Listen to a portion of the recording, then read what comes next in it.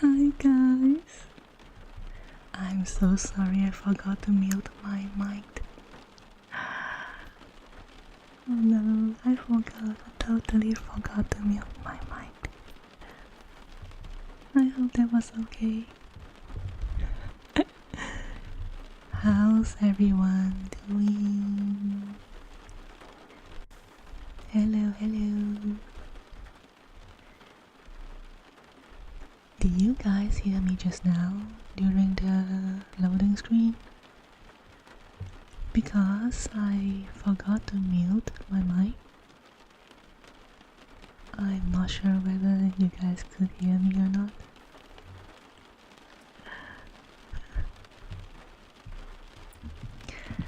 But anyway, I managed to find a few really interesting scripts, and I think some of them are kind of spicy, but nothing too spicy, like it's all safe for work, okay? I think.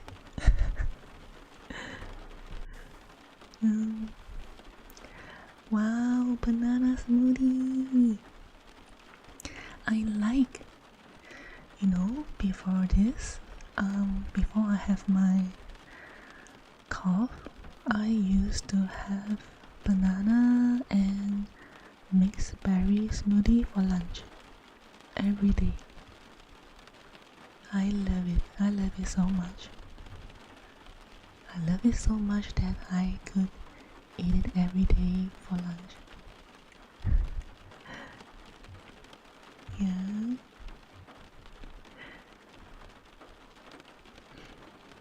But now I can't drink cold drinks for a moment because of my cough. But I think I'm getting better. I found this really good cough drops that I've been relying on. So maybe I might eat it in between scripts. So okay, since shall we start already, or should we wait a bit more? Do I sound okay? Is the background sound okay? I changed the background sound to a light rain kind of sound, and I don't know why, but I couldn't hear it. I think my settings, there's something wrong with my settings. I still couldn't figure it out. But yeah, I tried recording my streams and I tested the background sound against my voice and it seems okay. What was I gonna say? I forgot. Yeah, it sounds okay? Yeah, then it's good. I went to the doctor on Tuesday or Monday, I forgot. The thing is, the doctor didn't even check anything and he just gave me a letter of recommendation to the hospital. And once I saw that I need to go to a hospital, I got kind of scared because it's gonna cost a lot and I think it's gonna use up a lot of time as well. So yeah, if I think that I'm not, if I'm recovering, then I think I won't be going to the hospital. Yeah, that's what I don't like about the medical system here. I mean, not in Japan, but in my area, because this doctor is questionable for me. I'm starting to drink my coffee again since my throat is getting a bit better. I don't know if I should, but I love my coffee.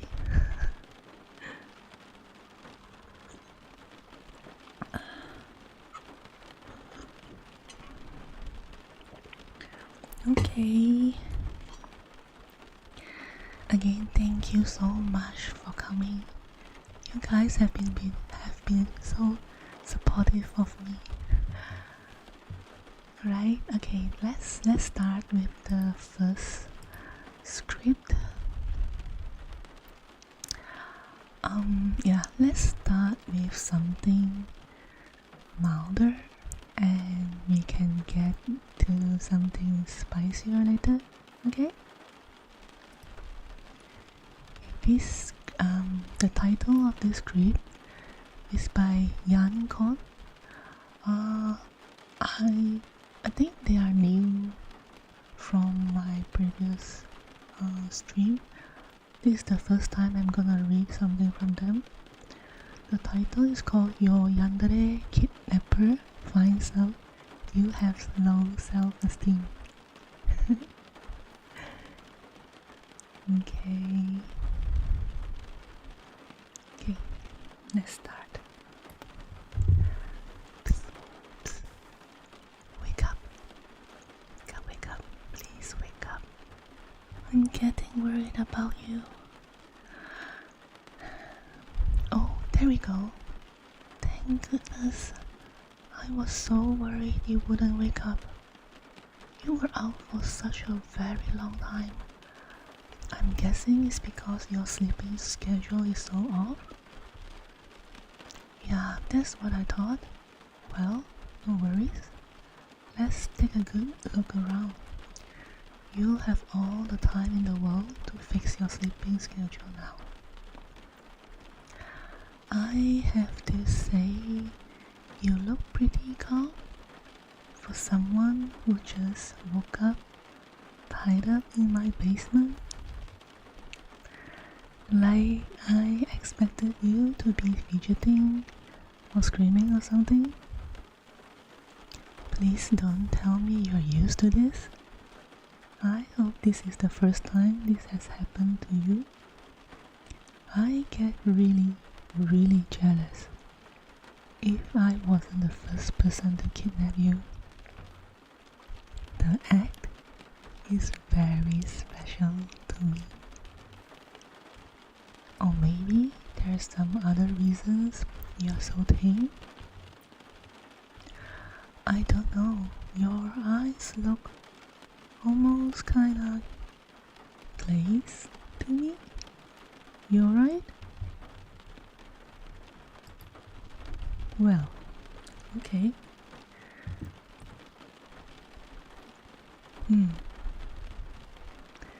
You can tell me about it when you're comfortable. There's no rush. Like I said, we have all the time in the world now.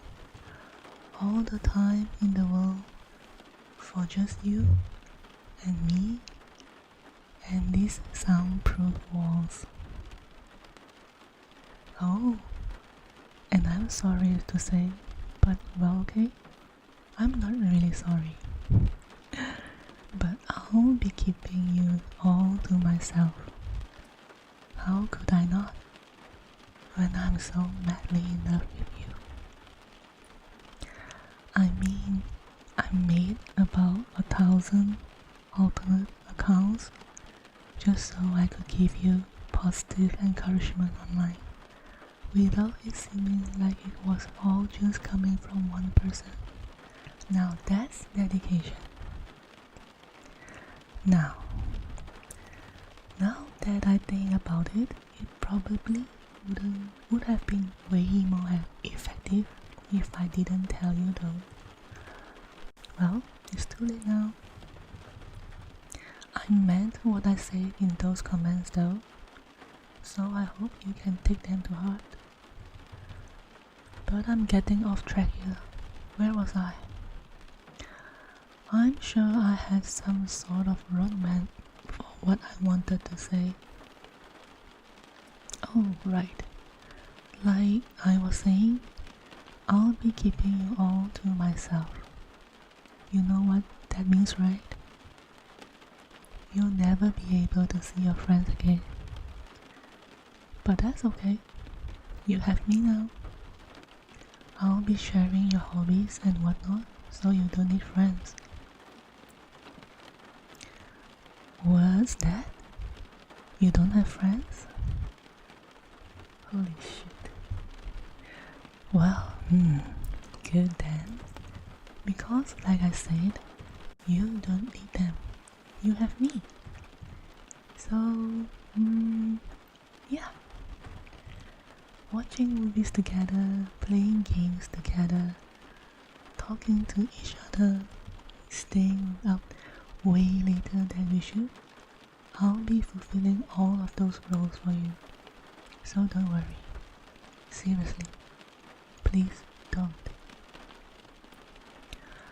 But anyway, now that you're here, you won't be seeing your family either.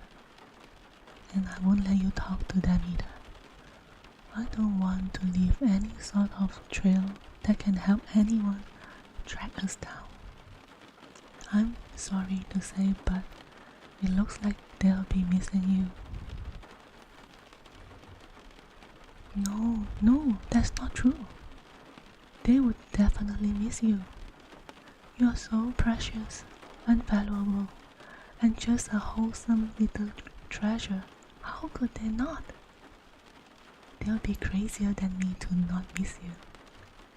Just think about how lonely and empty your home would feel without you. It would be like a graveyard. You know what?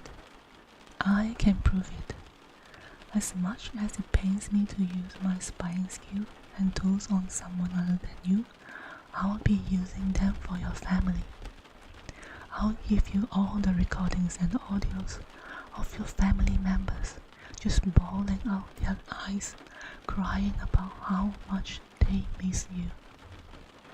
That way, you can see for yourself just how irreplaceable you are. And at the same time, well, I can't let you communicate with your family for the reasons I said before. But if I spy on them for you, you can see for yourself how they are doing. You know, like check up on them.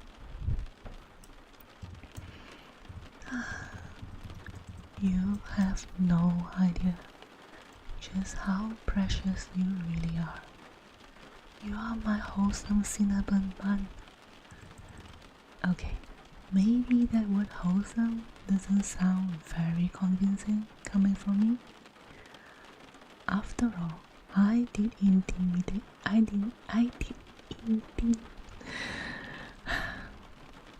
Wait. After all, I did intimidate one of your teachers with anonymous death threats into cutting you some slack. But still, you are my cinnamon bun. Don't give me that doubtful look. Hey, look into my eyes. Repeat after me. I am a cinnamon bun. Again. Good. And don't forget it. Or I'll think of something. I always thought my threats to you would be about not leaving or cheating on me. Not this. You're so wonderful, I just sort of assume you see it yourself. You're funny, you're cute. That's not true. You are cute. Cuter than cute. Bunnies and kittens wish upon shooting stars that they were just as cute as you. And their wish doesn't come true, obviously, because you are so tremendously cute. You know, when you see something super adorable, You just want to hug it so hard until its eyes pop out of its sockets. That's how I feel about you. Well, I'll restrain myself though. Wouldn't want to hurt you. But, okay, how do I say this? Okay, I know you can't see this, but you are tied to this chair and can't really turn around. But the wall behind you is just completely covered with your pictures. I spent a small fortune on it, just to put you all over my wall. Here, I'll show you. Just let me turn you. You know what? Never mind. I'm just gonna get you out of these ropes. There we go. And you can turn around and take a look for yourself. See? I wasn't lying. And it's a big wall too. Hi, thank you for the follow. See? I wasn't lying. And it's a big wall too, right? It takes a lot of picture to cover. And there's not a single duplicate, I might add. Would I plaster pictures all over my wall if there weren't of something so overwhelmingly cute? I think not. And there's not just that, but I even kiss the pictures goodnight before I go to bed. It's one of my favorite bedtime routines. Right below listening to the audio I edited of you to make it sound like you were confessing to me. Well, audios. But now that you're out of these ropes, let's take advantage of the opportunity. Come here, give me a hug. There's really no shame in it. You really need one. No, you are not disgusting. I'm not going to be grossed out by hugging you. I want to hug you. My arms are wide open, so don't leave me hanging. Come here, give me a hug. There we go. See? Doesn't that feel so much better? You might feel like maybe you are being a bit too clingy, but I'm the one who doesn't want to let go now. Well, I suppose we can't hug forever, unfortunately. I really would like to just hug you forever, since you're so worth it. And don't let me hear you say you're not, because I paid a fortune on kidnapping lessons, so I wouldn't mess up kidnapping you. I wouldn't do that just for anyone. Only for someone as breathtakingly stunning like you.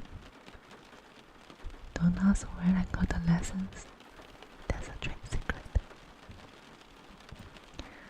But while we are on the topic of kidnapping, I wanted to keep you here in my basement just because I love you so much. I love you. I love you. I love you. I love you. I love you. I love you. I love you. I love you. Anyway, I'm not so sure that imprisonment would be the best for you, for your own mental health. And God, I never thought I'll actually be saying this, but just forget about the kidnapping, okay? You can go home if you want, that's important is your own well-being. And if you feel that that's better achieved at home, then please, by all means, go home. Or if you want, you can also stay here in my basement. It'll be like a sleepover, permanently. Actually, you don't even have to stay in my basement. You can go upstairs too if you want. Wouldn't that be such a nice change of pace? And you can always talk to me. If you stay here with me, we can talk all the time so easily. And even if you go home, I have your number. Well, you might want to unblock my number first. Well, numbers. But the point is, whenever you feel comfortable opening up to me in more detail, I'm all up for it. I know this must all be so heavy for you, so I can understand if you need some time to process it all.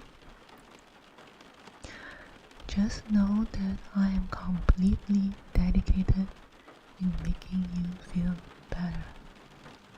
And hey, once you do feel better, I can just kidnap you again. Pinky promise. The end. How was it?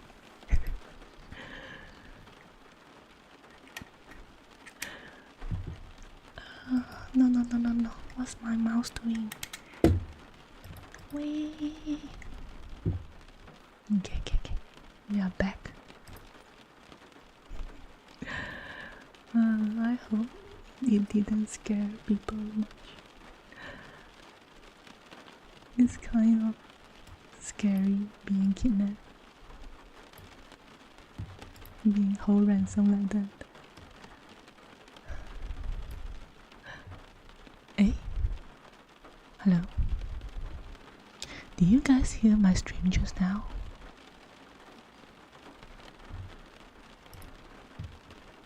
Was I audible?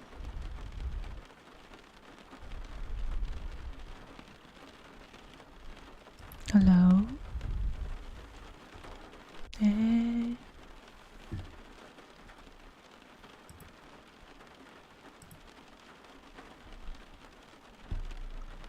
Hello? Oh, okay, good. Cause I didn't get any feedback, so I thought that something's wrong with my stream. I'm glad it's okay. Yay.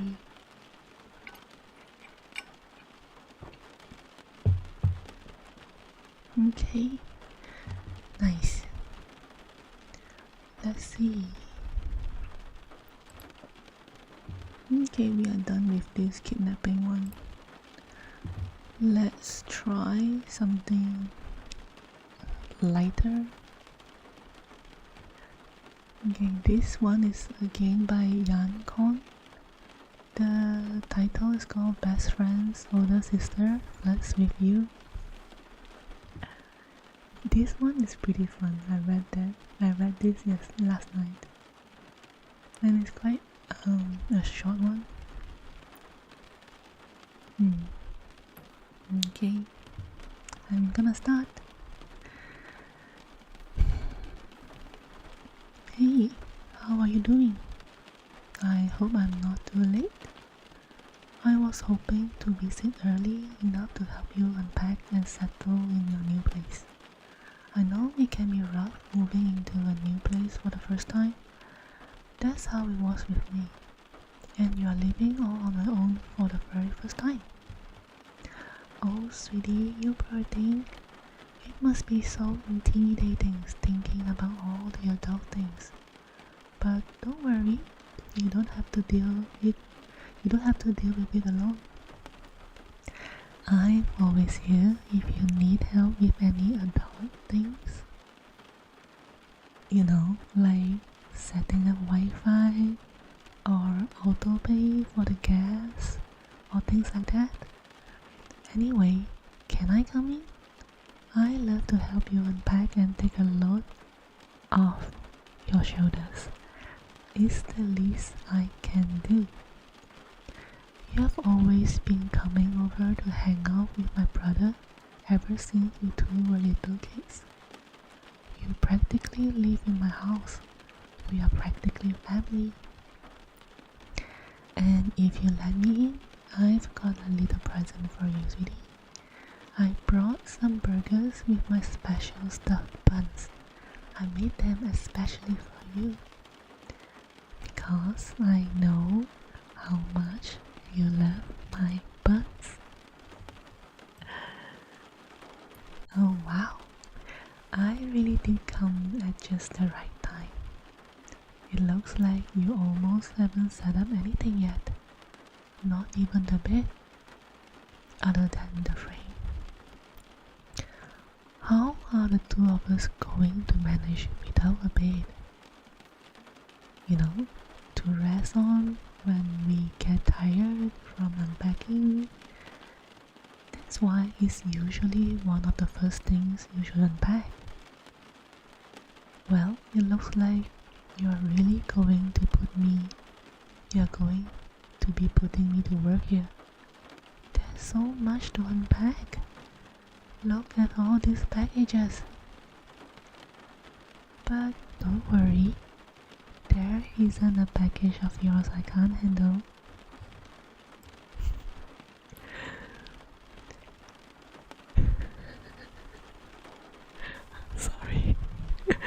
I'm sorry. I can't help it.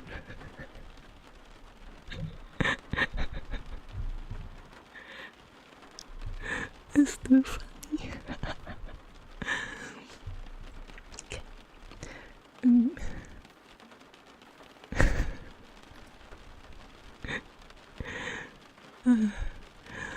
Because when I first moved in to my own place for the first time, I had a lot to unpack too, so I got real good at it. Anyway, the sooner we get started, the sooner we can get this over with. I'm sure you'd like to get our workout out of the way, so we can have a bit of fun, watching movies or something. Okay, let's see here. It looks like this box is labeled shirts, and this one is labeled pants. Oh, and this one is just labeled private. I'm guessing you want to be the one to open that one. I can take a guess as to what's inside. Don't worry, I don't judge. I know you are a young man, so you might want some embarrassing toys in there. You might have some embarrassing toys in there, like action figures or something. Anyway, it looks like the dresser is one of the few things you have out, strangely enough. So let's start unpacking your clothes. Here, I'll start with the box full of your pants. What's wrong, sweetie? Do you have a problem with me going through your pants? Is there something you're hiding in your pants that you don't want me to see? Oh, wait, no, you're right. We need to set the bed up first. Right. How could I forget? It looks like you are a good listener. Okay, well, the frame is already all set up, so unfortunately, we basically just have to plop down the mattress on it. Here, I'll take this side of the mattress, okay? Do you have that side? Alright, lift it. Oh, okay, wow. Alright, put it down on the frame. There we go. Wow, you look beat already. You barely did any lifting and you are already looking like you are ready to take a nap. Come on, I know you can last longer than that for me, sweetie. You seem a bit out of shape. No offense. I mean, I love you anyway. But maybe I should give you some exercise? Any ideas on how I could do that? Well, maybe we could go for a jog or something. I'm sure that could help you out. No, you look like you want to take a nap just from hearing me say that. But, oh wow, this bed is super soft. Where did you get this mattress? It's amazing. This bed is so comfy. I just can't get enough of it. I belong in your bed. I can't believe you're keeping it all to yourself, even though there's just enough room on it for the two of us. But that can come later. Right now, we need to focus and unpack all of your other stuff. And like I said, don't worry. I know it's hard, sweetie, but you got to take care of it. Then how about we next unpack the shirts? And you're just unpacking the burgers. You know what? No, it's fine. We should probably eat them before they get cold anyway. Come on. I didn't get them hot and ready for you for nothing. Go on, take in. You didn't finish your burger? You still got part of the patty left. What's wrong? Do you not like the meat? Well, if you don't want it, can I have it? I'll even make you a deal. If you give me the rest of your burger, I'll let you hand feed it to me. Doesn't that sound nice? I'm sure you can't wait to put your meat in my mouth.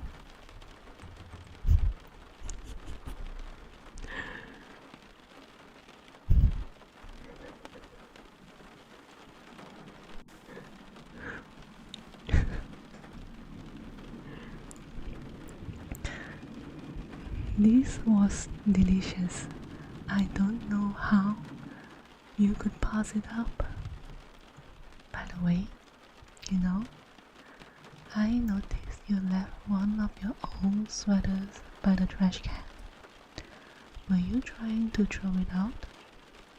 If you don't want it anymore, can I have it? I know it might just be junk to you at this point, but I happen to like your junk. Oh, thanks for letting me keep it. You're such a sweetie. Is there anything I can do to repay you? I mean, other than helping you unpack and all this stuff, obviously. You know what? Enough sitting around. Let's get back to work. At least working myself tired will give me an excuse to get in your bed.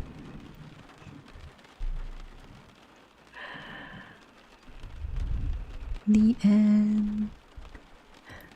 I'm sorry I lost myself while reading that. It was so freaking funny. I can't help it. I'm so sorry.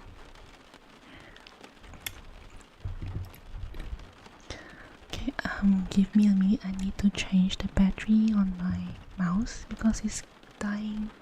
I'm dying. Yes, I'm dying.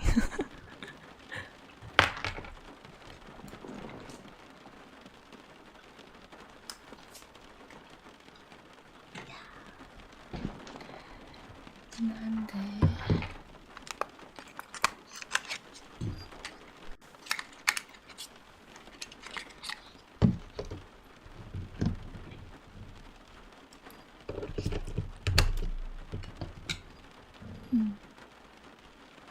What is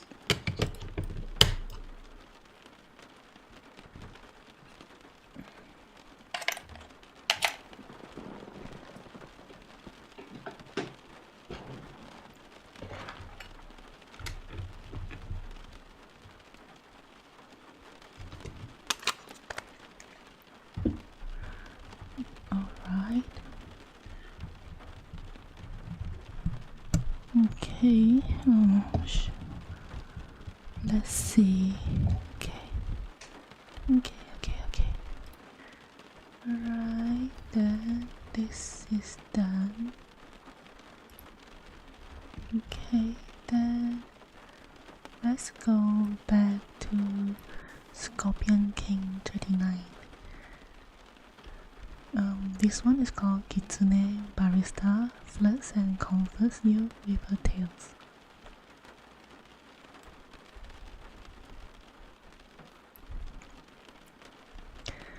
Hello sir, welcome to the Fluffy Fox Cafe.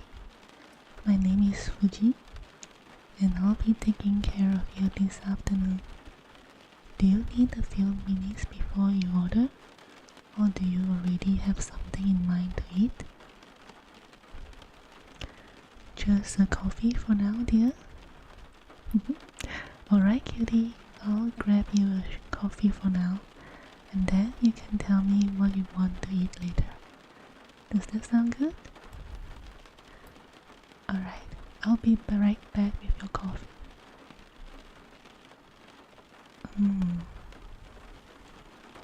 Wait, have I read this before already?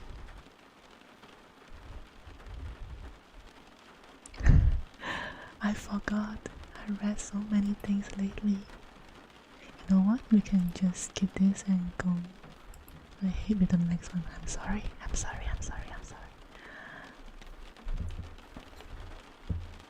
Okay, this one is from a new author as well.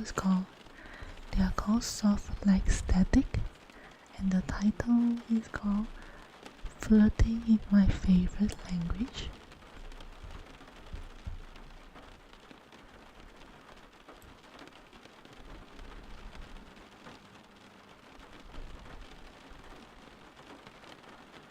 Okay, so there is a situation and I will okay, basically this situation is at in the sea. It happens in the sea. Okay,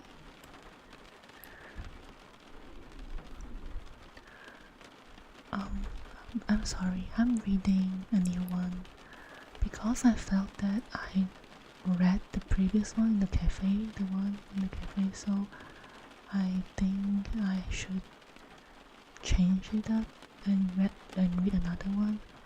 So this one is called Flirting is My Favorite Language. It's by Softlikestatic.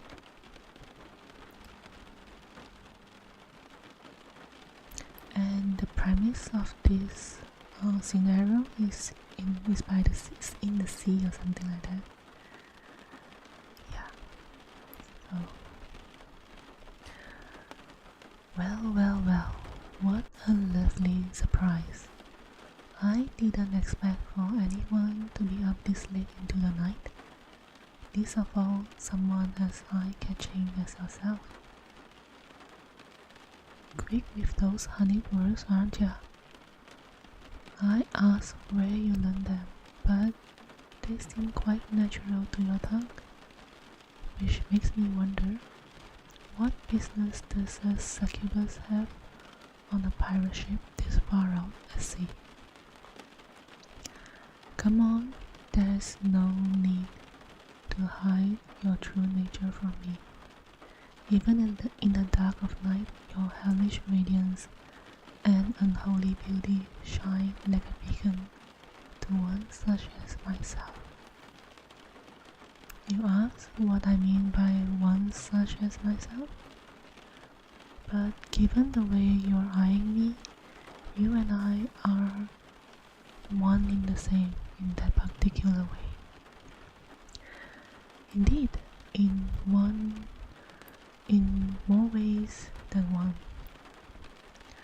I trust you can see that I'm not human either, or have those lovely eyes of yours miss the fact that I have sharp teeth and bioluminescent skin. Even if they have, I feel that my voice should give away that I'm something born of the sea. A siren, yes. Your mind is as sharp as your silver tongue. I quite enjoy that about you. It's a trait that I find myself fond of. Oh yes, very much so, especially in my companions.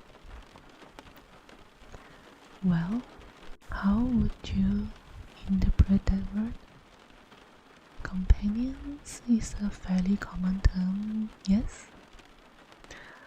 But a word can have many meanings after all, and in their meaning can always shift in the common lexicon. Perhaps it means something different in the both of us. The sound that we have, it sounds that we have the same definition of companion, then isn't that lovely? Then I suppose I could ask if you have a companion? Is this such a strange question? I didn't realize it was. You are on a pirate ship, so I assume you might have found some clever silver-tongued pirate to claim as your partner, if just for the night. Ah, I see. Not quite a permanent situation then. A wise course of action. It's best not to mix business and pleasure, as the humans always say. Though, I imagine it's a hard line to draw when pleasure is your line of business. Yes, I suppose it's mine as well.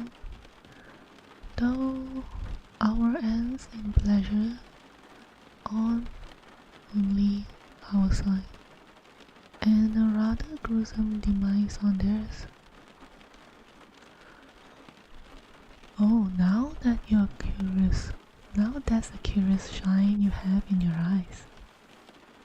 You seem interested in the way sirens hunt. What, have you heard of it? Many people have said that to be the case, however, is not as you might think. Our voices are not our weapons, they are just our lures. Once we have our prey beneath the water surface, it is then that our true weapons come to play. These nails of mine, see them here? They can pierce better than any spear and slice better than any sword. Once a human is in my grasp, their body is forfeit to my hunger. All teeth do play a certain role, but I prefer to save my love bites for different purposes. If you want to watch sometime, then you are certainly welcome to. Who am I to say no to such a pretty face? Not tonight, I'm afraid. Tonight, I'm busy having a conversation with an incredibly attractive succubus, and I'd much rather stay right here than do anything else. sweet am I? Can you taste me from here? I see. How fascinating. I was unaware that demons like yourself could taste when someone was interested in you. Then, is the taste of my attraction satisfying to you? As sweet as my honeyed words, but your words are as sweet as mine, dear demon, if not sweeter. But I must insist that they are. However, I am lacking the ability to taste desire on the air like you can. Though, if you were to come closer and allow me to taste a taste of your lips, I'm sure I could make a more accurate assessment. Oh, most certainly I could. I have quite the keen sense of taste. Indeed, I say I'm near infamous from the skill of my lips and tongue. Now, what have I said to bring such a coy smile to those lovely lips of yours? Which of my words could possibly have you looking at me in such a scandalous way? I only jest, of course, unless you would care to come over here and test the truth with my words, because I would be glad to prove myself. Then come join me. I give you my word that I will only bite if you would like me to. Why the hesitation, my dear demon? I swear that no matter how wicked the moonlight may look on my teeth, I have no intention to feast on you. Not the same way I would do with those pirates, I mean. But please, don't let my sly words turn your interest away from me. There is more than enough room on these rocks for both of us, and I would be very pleased to be closer to you.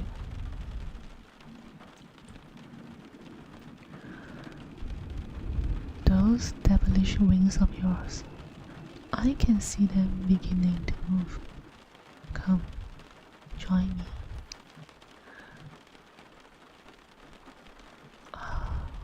By the seas and skies, you are even more breathtaking up close.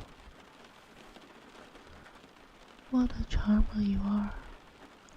Such pretty words in such a pretty voice. You would make a fine poet, should you ever have the desire to be one. The inspiration of amusement. Why, I would be honored to be amused for one as beautiful as yourself. It would be my pleasure. In fact, if that happens to be the case, then I think it would be very pleasurable for both of us. There's a great amount of inspiration to be found in a companion, especially when there is someone you have such an effortless connection with. You're right. I did say that, didn't I? Then perhaps we should test that connection.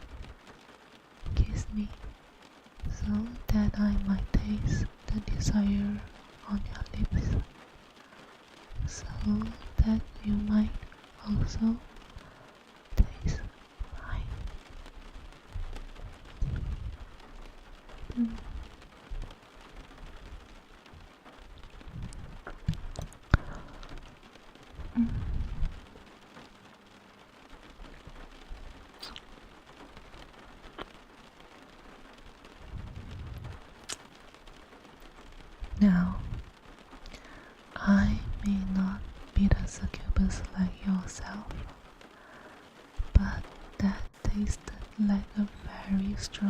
attraction to me.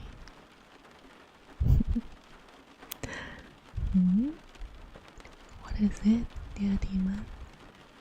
Why do you pull yourself away from me? Your horns, they are glowing like flames. Summon back to hell? Then I assume that our time together must be cut short. How disappointing. I was hoping to have you to myself for the rest of the night. But I understand, dear demon. Go attend to your duties. But please, promise me that you will return here to me soon. Good.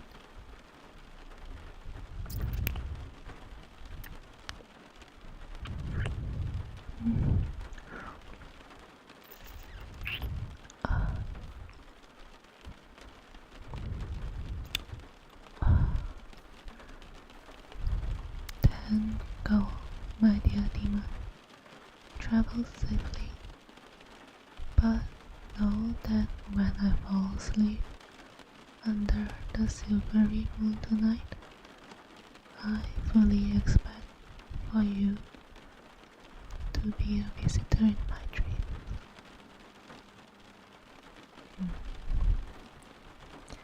The end. You know, this script has a lot of sound effects that I can't do, like splashes of water, because they are supposed to be in the sea. Yeah, anyway, I think this is quite a romantic kind of meeting.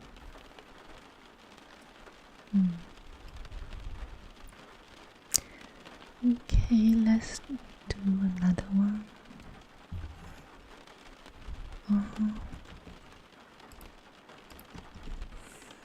Are you guys asleep?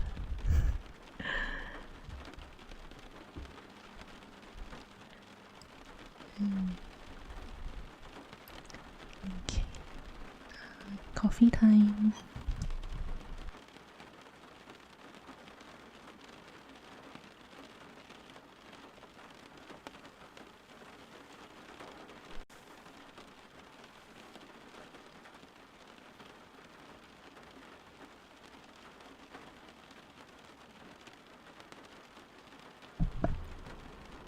Okay, now this one is another one by Yandere. The title is called Yandere invites you to a basement date at your place. Okay, we have not do this yet, right? Yeah, okay.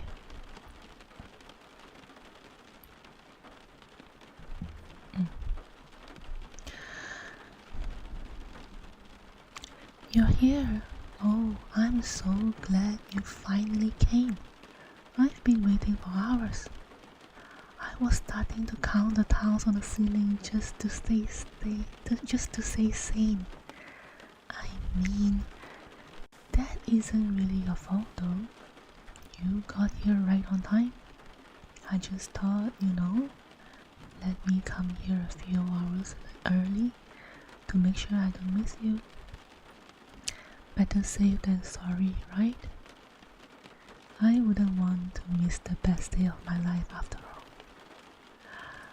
Honestly, I'm just so glad that you even came at all.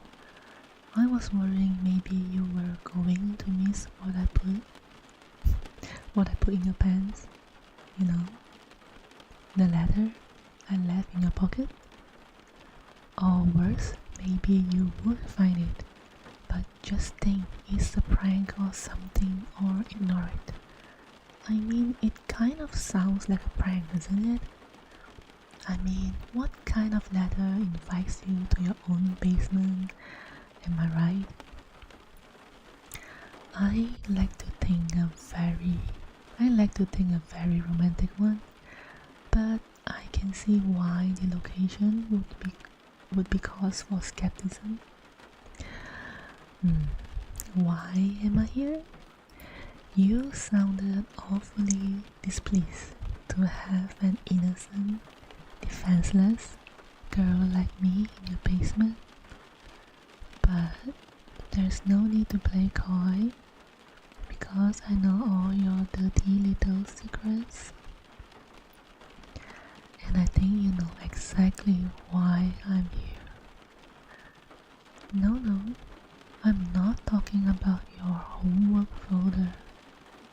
We both know that's just a decoy for what's really on your computer. What I'm talking about is just a bit less innocent than that. Good acting though, you were very good at faking it. Still silent? Tell you what, I'll give you a hint. There's something that rhymes with talker. No, you are still playing dumb. You are so cute when you're lying through your teeth. And you're even cuter when you're sweating like that. I have to say though, I thought I have to work harder to get you like that. You look uncomfortable in those clothes. Okay, well, here's another hint. It's just a letter out from talk. It just needs one more say. Maybe at the start of the word. And is an S. I always love it when you resist to the end.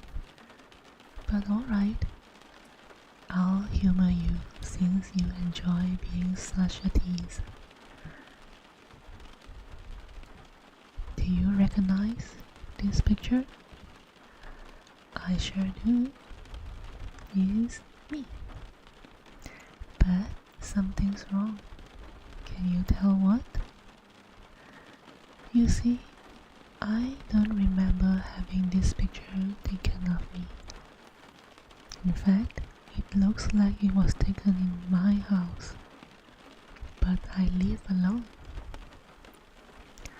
I should have been all alone when this picture was taken. Do you have any idea who could have taken it? My legs are shaking. Just think about what could happen to a sweet, vulnerable girl like me, who is a target of a stalker. No? Still doesn't ring a bell? That's hard to believe. But if you insist that you don't know what I'm talking about, okay. Wink wink. Yes, wink wink. That's so funny though, because I actually know a bit about dealing with photos myself. For instance, it took a lot of the time you can look at the reflections of things in a photo to see what you normally think wasn't in the photo. And well, I know it's too small to make out of this photo, but if you were to zoom in right over here where I'm pointing, you'll actually be able to see the reflection of the person taking the picture. Whoever took it should really be more careful. Oh, you poor thing, you're shaking. I hope that's from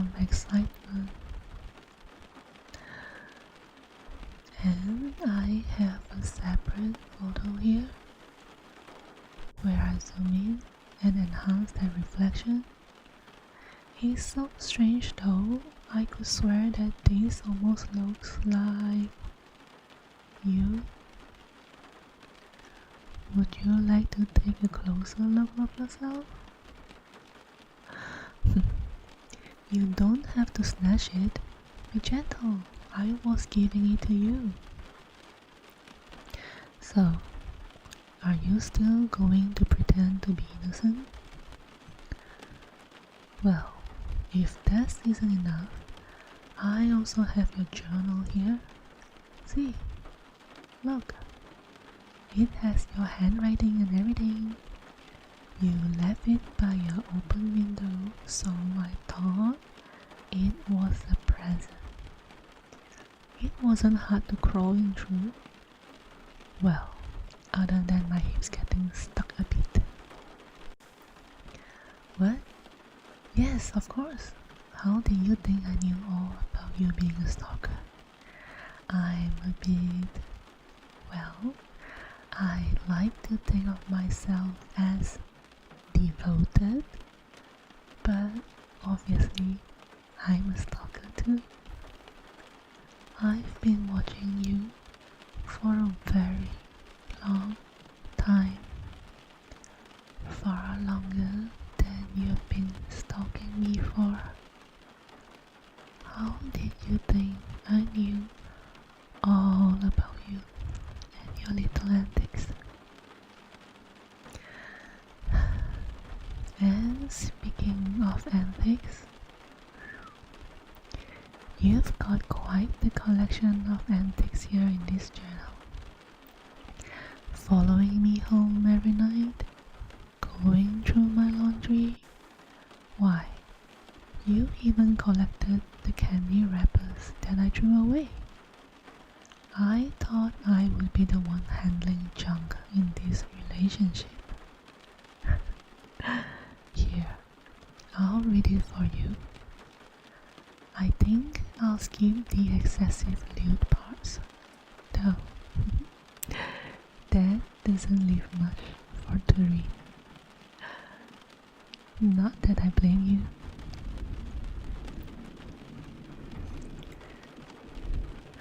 Hold on, sorry. It's just taking a lot longer to find a somewhat modern spot than I thought.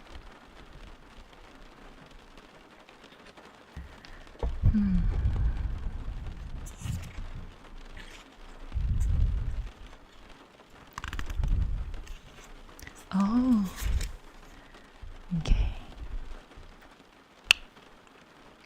Saving that for later. Okay, here we go.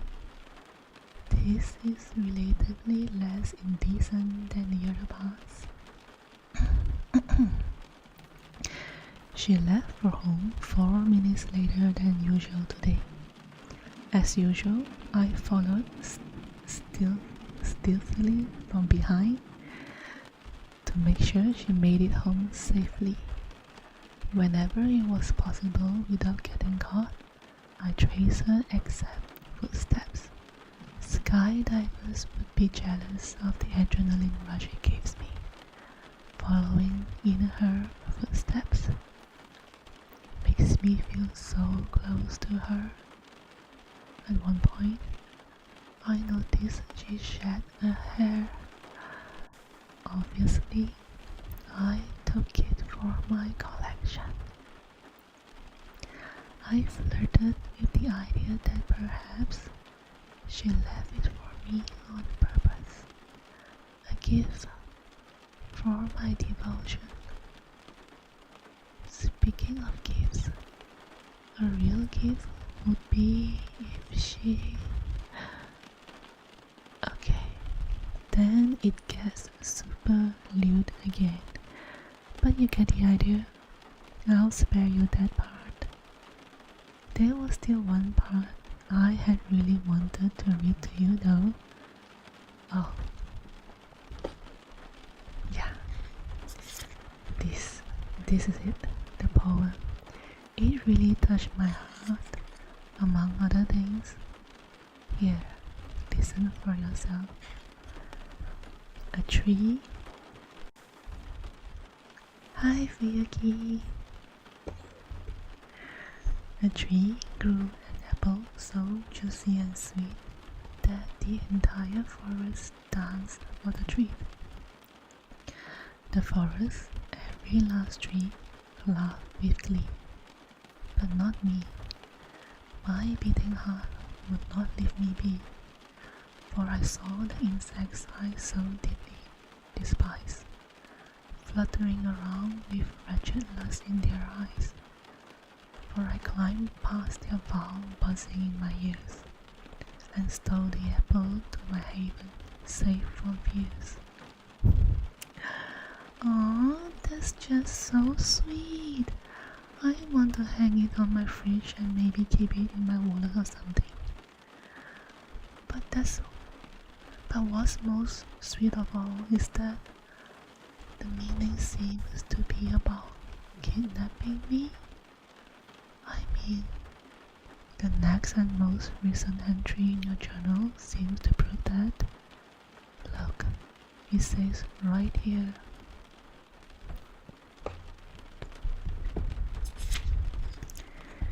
She went home alone again today. As much as I wanted to stare only at her, I also had to keep watch, because I'm not the only one keeping my eyes on her. There's no shortage of creeps who no doubt want to harm her. I've always tried to give her the distance she needs to be comfortable. I only took a portion of her wrappers, not all of them.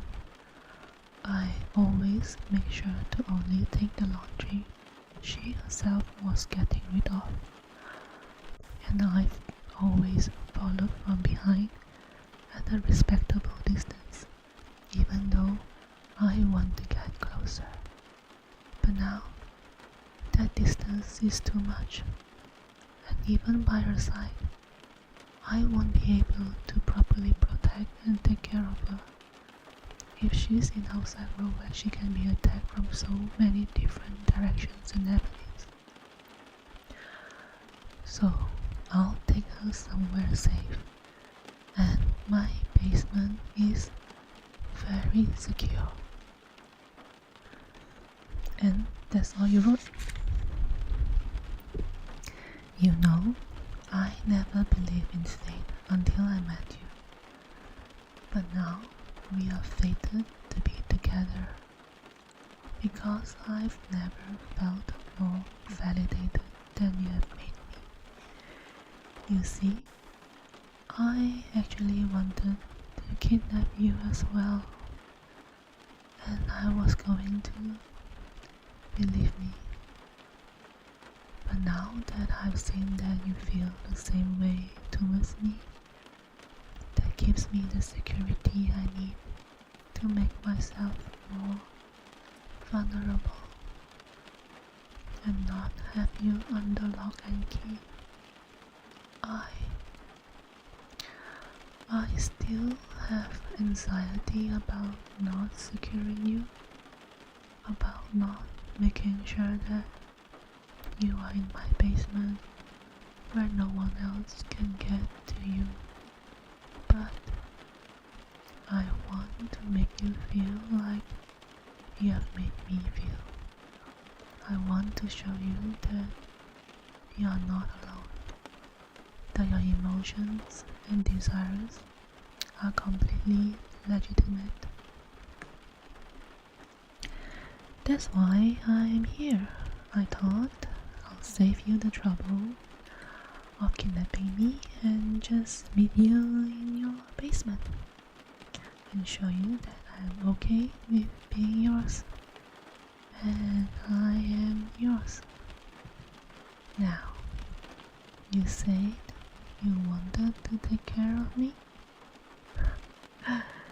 Now, just how are you going to do that?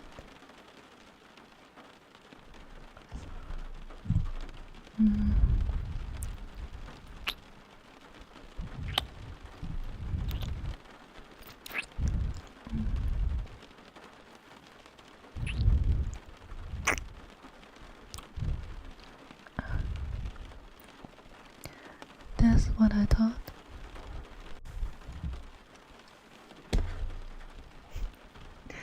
The end. Oh my god, why did I have so many Yandere scripts? Comment it. But I think it's a good mix between this and the more funny ones. Yeah, you like Yandere ones?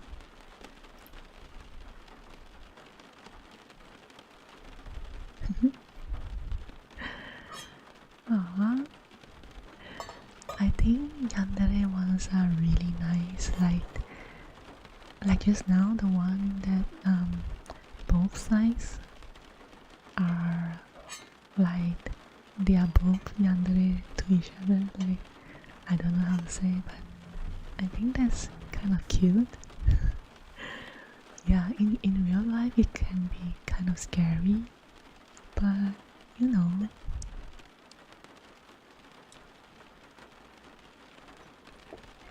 I mean, I do not have someone who is so obsessed with me. I don't know anyone who is so obsessed with me before, so I can't really understand the feeling. But to be loved like that is kind of nice sometimes. Sometimes.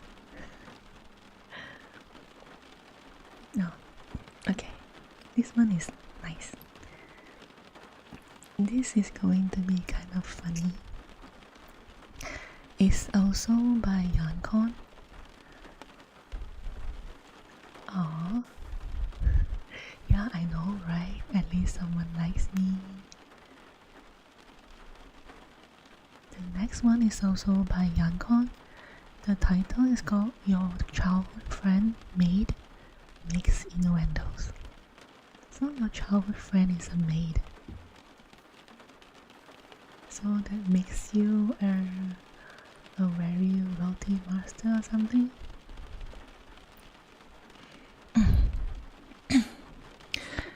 Okay, let's see. Right. Good evening, sir. Welcome home. Here, let me get you out of that jacket. You look like you can't wait any longer, but don't worry. I'll have it nice and warm and ready for you in just a bit. Yes, the soup is a side of rice, just like you wanted. Try not to get any ketchup on me like last time though. You got me all sticky.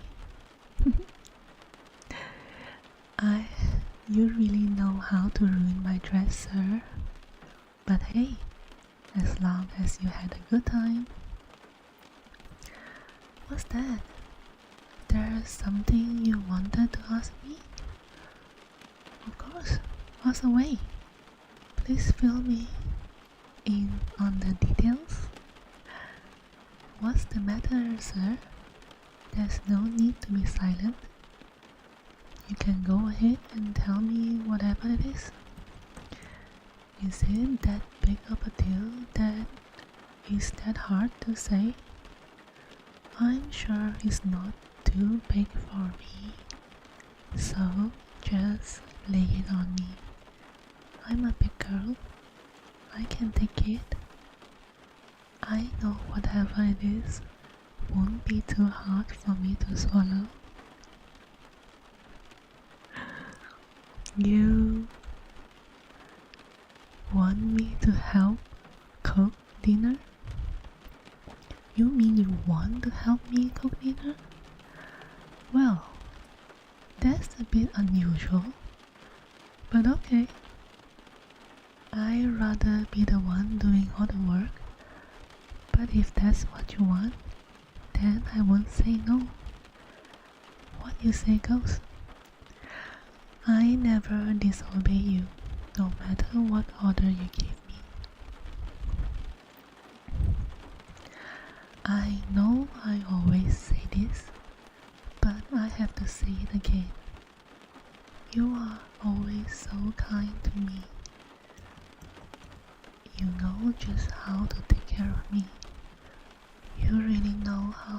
feel the hole in my heart. I mean, even though you are my master, you are still helping me out like this, even though you don't have to. But you have always been like that, such a sweetheart. Even from the very first day I started working for you, and even before that. Back when we were kids, we used to always joke that I'll be the successful one. But well, you have seen how it went. I didn't really accomplish much, or anything really. I had way too much social anxiety for that. I couldn't deal with getting a job. I couldn't even deal with furthering my education. Of course, eventually my parents got sick of me. They kicked me out. Thank God you were there to take me in and hire me like my guardian angel. You gave me a job as your maid, even though you didn't really need one, especially not a full-time one. Cooking, doing laundry and dusting every once in a while don't exactly feel a 40-hour week. There really isn't enough work in this home to justify my salary, unless you have some other job for me. Well, give it some thought. You deserve to work me harder after all you have done for me. I mean, you even made me a live-in maid, so I have a place to stay. Not to mention, I wouldn't have to tackle socially interacting with a landlord and all the stress that entails. You are the only one I can really stand talking to. But that's still not even the end of all the things you have done for me.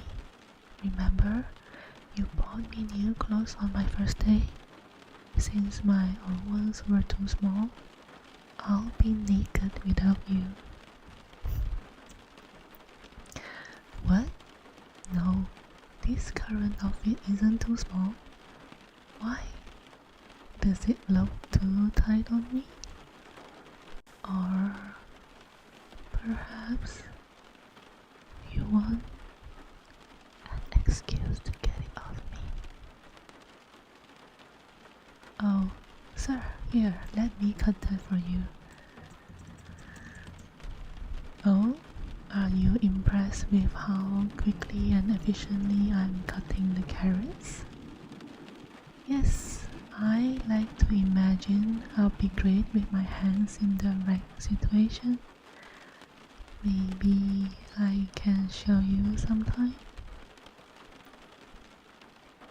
Oh, sir, could you hand me those eggs? Thanks for letting me use your eggs.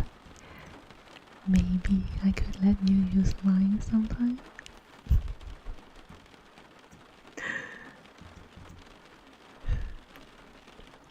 Wow, you are really going all in cutting up those ginger. You are so into it. I just love when you go all in. I love it when you're so eager. But as much as I love seeing you do that, there's a better way to cut it. Hold on. Give me the knife. Let me show you. Ah, you cut me. It's okay. It's not a problem, really. Don't worry about it. Besides, that's not the last time you'll make me bleed.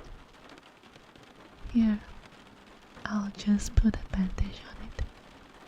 See? Good as new. Oh, do you want me to take it from here? Yes, of course, sir. I can take it. I'll finish preparing the rest of the meal by myself. Oh no, the pleasure's all mine. I'm just glad I'm finally the one putting in the work instead of you. I love it when you make use of me after all.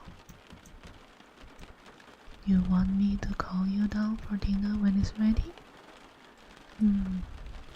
Actually, I was thinking maybe we could do something special. Instead of having it at a table, maybe we could take this dinner back to your room? Oh, so you do know what I've been implying this whole time. And here, I thought you would just supernaturally dance. It's about time you have responded to my flirting. You really know how to play me well. I guess you'll be seeing me in your room, sir. You know, I've been in your room so many times to clean, but I've just now noticed how comfortable your bed looks. Huh? You want me to get on the bed?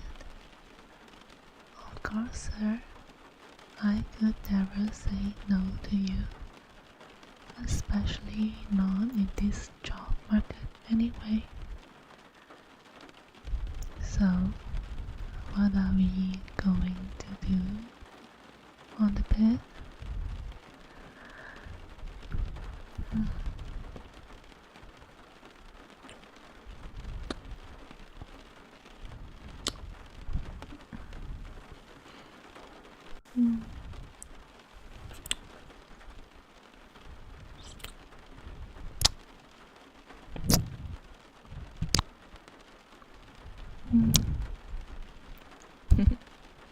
Well, that answers that.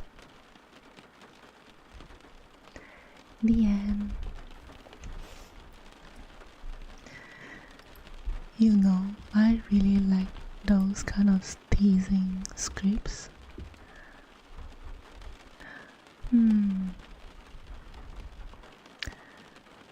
But today's scripts are kind of short, right?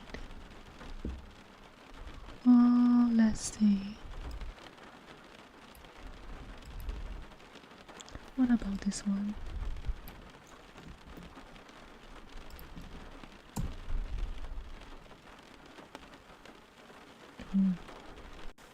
It's complicated.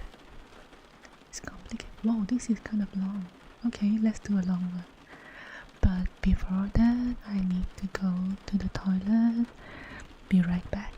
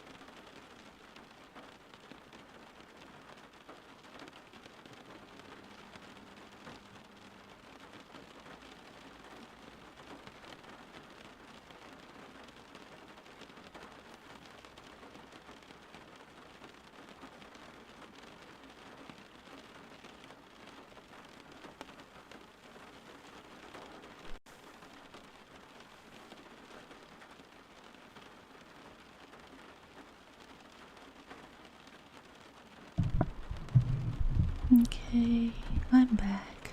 Thank you for waiting. Okay. Oh, this is another maid and butler kind of thing. Okay, this script is by Softlikestatic. The title is called Your Flirty Maid Has More Than One Confession to Make. Okay, it's gonna be a pretty long one.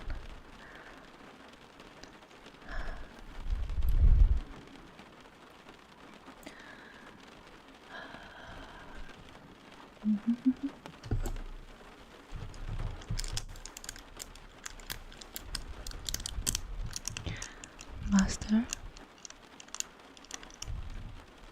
the others told me that you were home, and I know that you enjoy resting in the library after a long journey, so I figured you would be here. I thought I would come to welcome you and ask how you are. Well, I'm surprised that you are back so soon.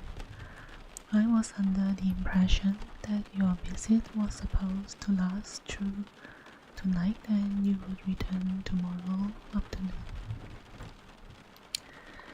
Did you miss me too much to stay away? Sorry, I know I promised that I wouldn't flirt so much, but I can't help it. You were gone for 5 days, and I miss you so much. I know, but still, any day without you feels like torture.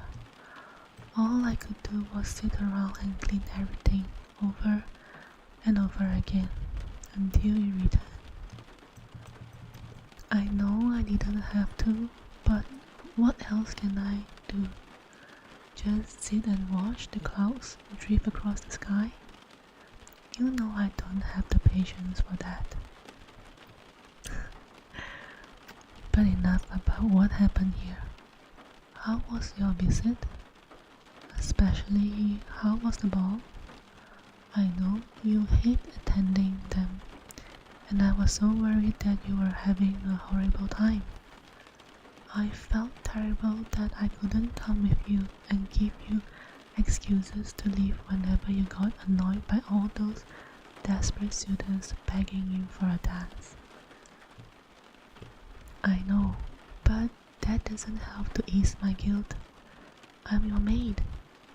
Falling ill shouldn't have stopped me from coming with you to an event where you so clearly needed me. Oh, were you worried about me?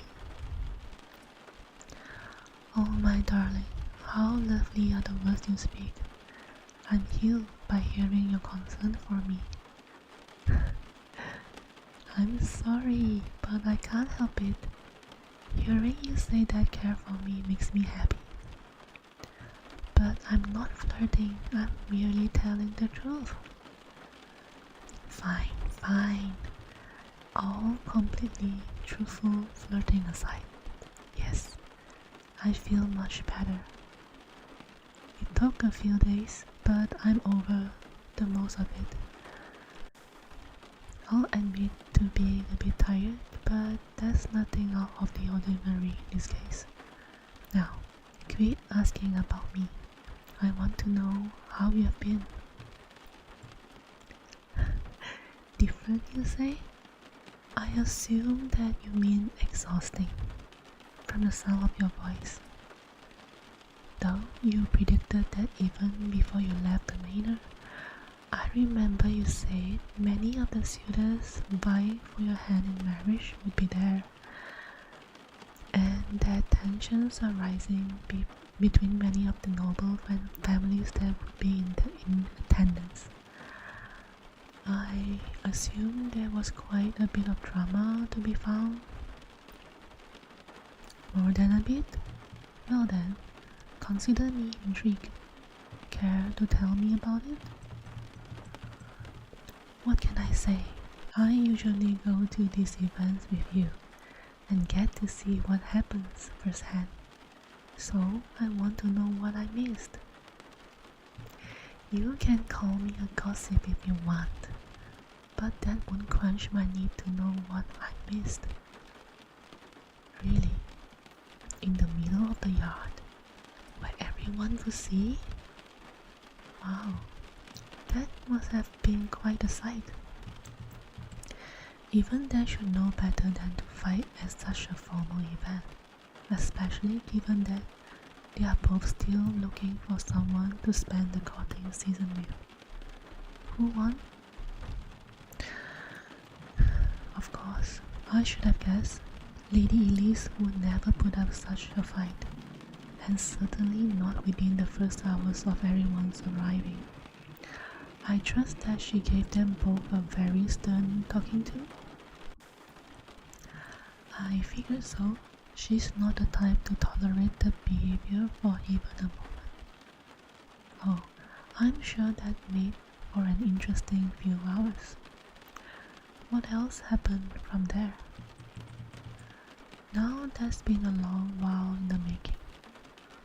Those two have been dancing around each other for quite a while now. I'm glad they finally woke up the nerve to ask each other to dance. Really? Well, I suppose that's to be expected. After being so nervous to approach each other, it shouldn't be expected that they are completely at ease with each other immediately. Hopefully, at least they didn't trip each other's feet. Oh, that's rather unfortunate, though it's also a little funny. I can only hope that meant that the rest of the dance went more smoothly. Of course they did. How ridiculous.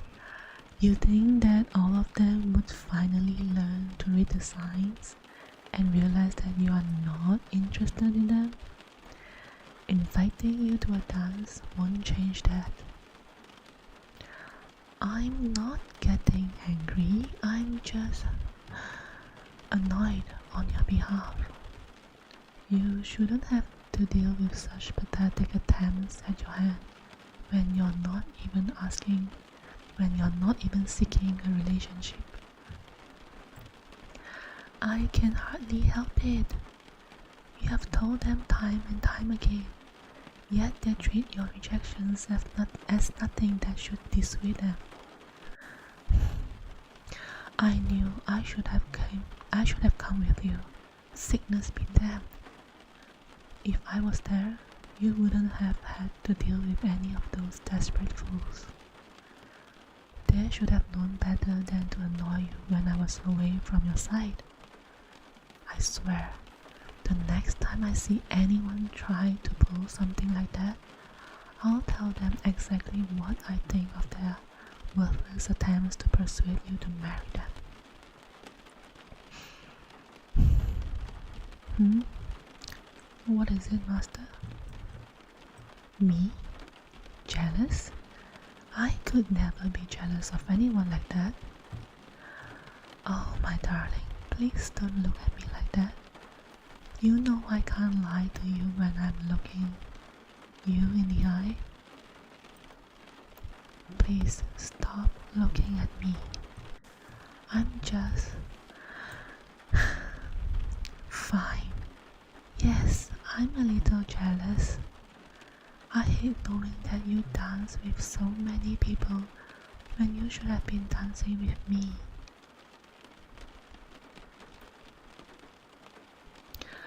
Well, how could I not be?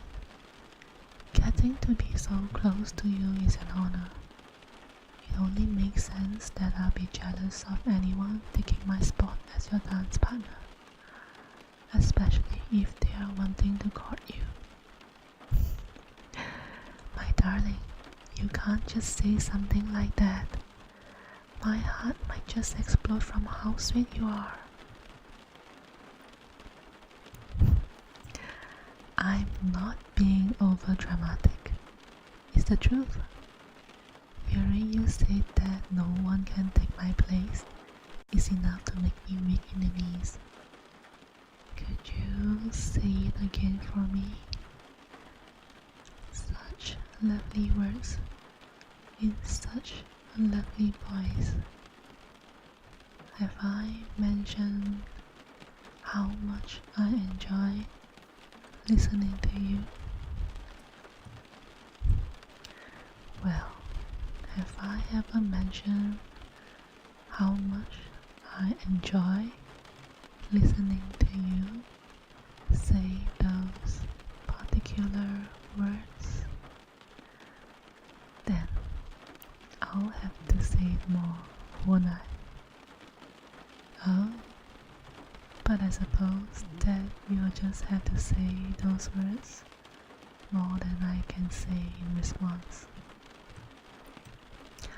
Oh, but you won't say them at least once more, so I might commit them to memory, because I want to remember them so well that I remember them even in my sleep. Of course, I dream of you. It could hardly be called a dream if you weren't there. You are only in my good dreams, of course. I never subject you to any nightmares. Why didn't you say so sooner? If you have been having nightmares, my darling, then all you need to do is come to my room, and I'll be glad to ward them off. Why? I would never imply such a thing. I was simply afraid that you might sleep in my bed with me, so I could keep my nightmares from reaching you. In fact, given that look of tiredness in your eyes, it might be wise that you and I should go to my room at this very moment, so you might have a good night's sleep. I'm sure that you're tired from your journey home and would enjoy the chance to rest. You may say that, but I can see you fighting the urge to yawn. You don't have to stay awake for my sake, you know. If you're tired, I prefer that you get some sleep. There's no need to lie. If there's anyone that's able to tell when you're tired, it's me. You should retire for the night. Stubborn as ever, aren't you? Please, allow me to walk you back to your room. A pastry is it that you are wanting?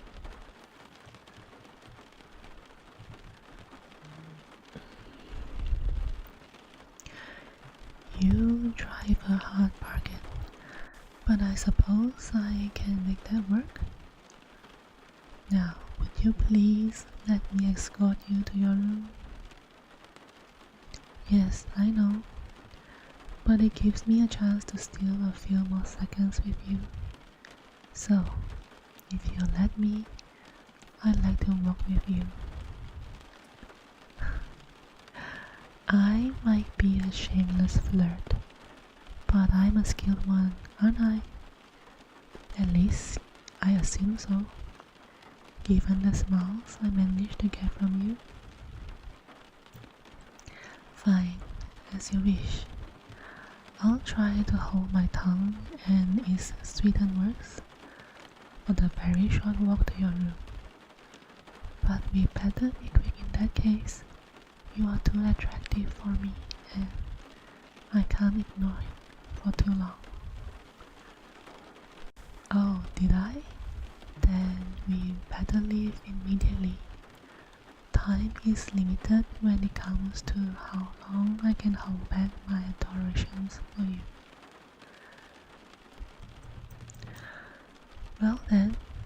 To strike up a new conversation to distract myself from flirting, may I ask how the journey was? I expect that it was long and tiring, but hopefully it wasn't too harsh.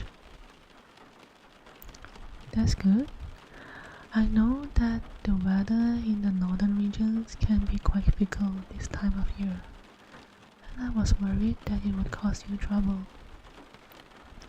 Thankfully, it sounds like that wasn't the case, besides the wind.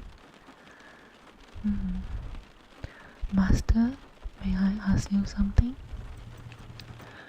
You seem somewhat distracted since you have returned, and not in the same way you usually are when you're tired. Is something the matter? Are you sure? You know that if it's something I can help you with, I'll be more than willing to do so. May I at least ask what's got your mind so occupied? A rumor? What sort of rumor could get so tangled in your thoughts like this? That's unusual. You have never cared about rumors regarding royalty or nobility before. What exactly was it regarding? The lost prince? I don't... What do you mean? Have they been found? Then, what exactly was the rumor? Eloped?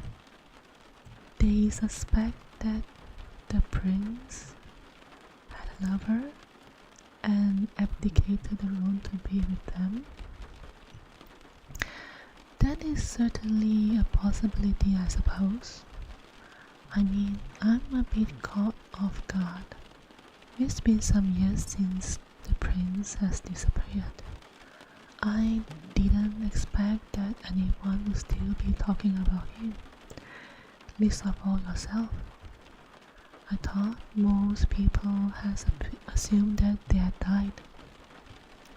What's bringing this rumor about? A lookalike? But how would they know what the prince looks like? A description from the mouth of a gossip can only do so much. No, not that I'm calling you a gossip, my darling. I know you rarely enjoy participating in gossip, which is why I'm so confused that you are speaking of such rumor. Yes, that's true. A painting would provide a much better reference, but surely there was no way that a full-size portrait was available. I mean, that is to say, I'm certain that there was no portrait of the former prince in the Greenfield estate. That would be rather odd.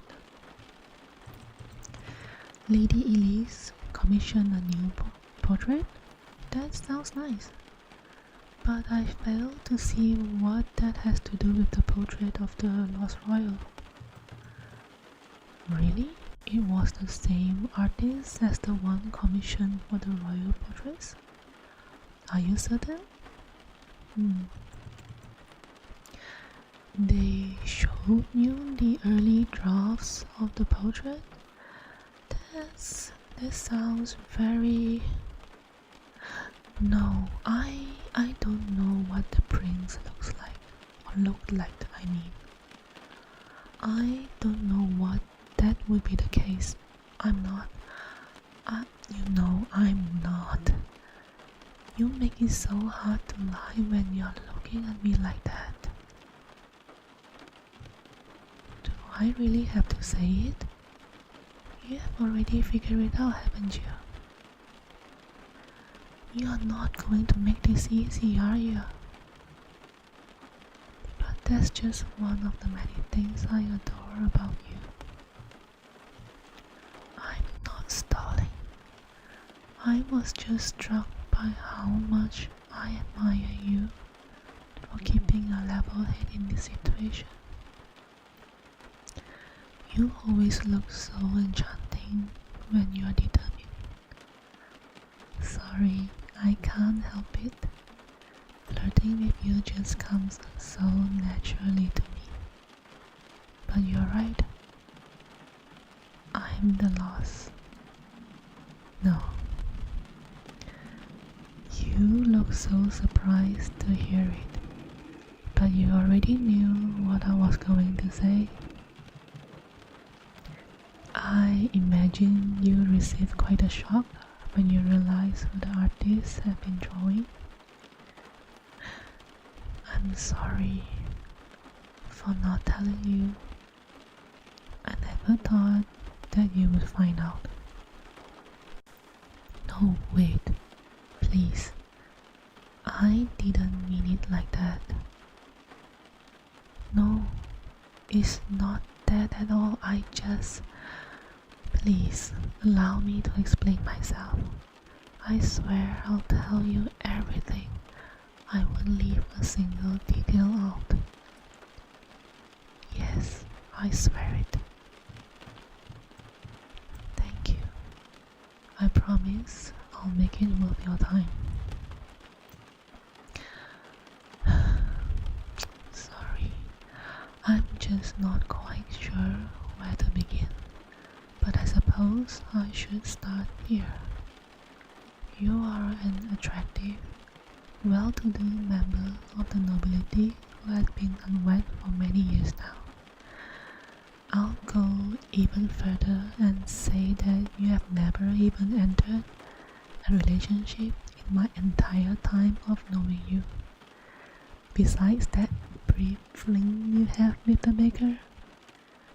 Despite your blatant refusal to take a lover, you still had, and currently have, many offers of courtship from all over the kingdom. Do you agree with this?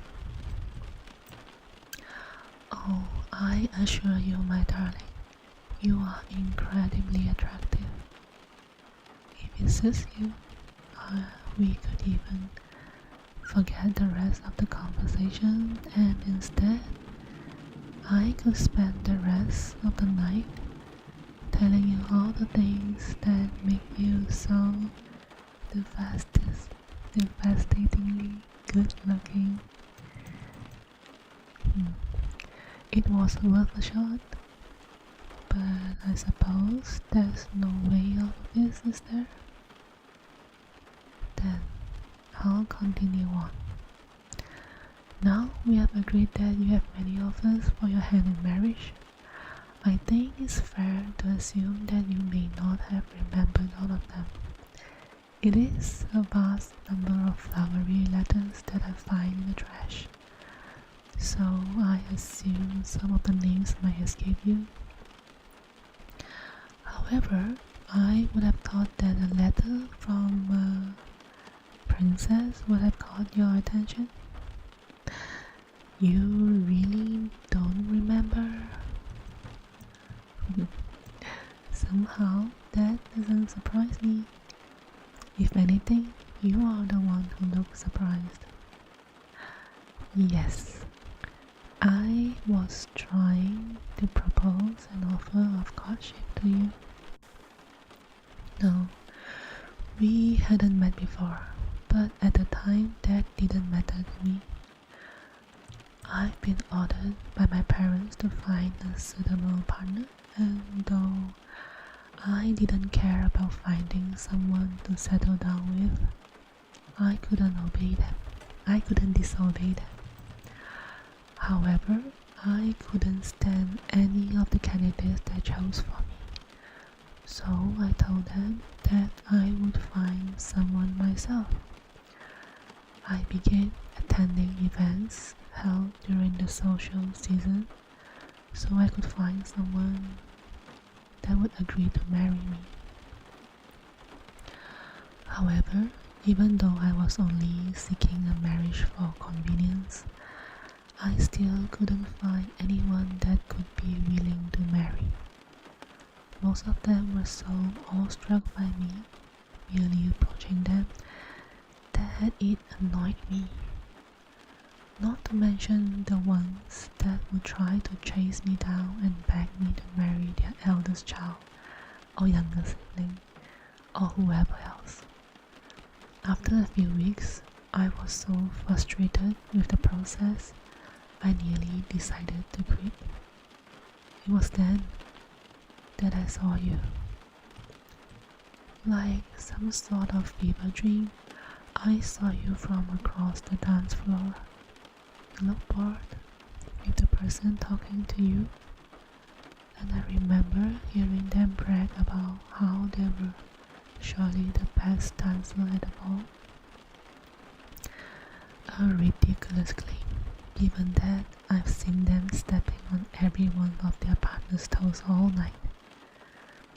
But it made me laugh to hear you tell them, in no uncertain terms, that you wouldn't dance with them. I was so shocked that I couldn't help but steal glances on your directions whenever I could. For the rest of the night, I watched you reject every single person who came out to you. I was fascinated. I spent the rest of the social season asking everyone who I met about you. I listened to everything they could tell me, but it was never enough. I was too curious about you. By the time the season was coming to an end, I knew that I wanted to try courting you. So I sent you a letter to propose that arrangement. Given everything I learned about you, you think that I have expected that you would just ignore the letter. But for some reason, I didn't. I was confused when I didn't receive a response from you. I decided that I would come see you in person to convince you how beneficial our marriage would be. I was admittedly a bit thrown off by your rejection, but I wasn't willing to give up so quickly.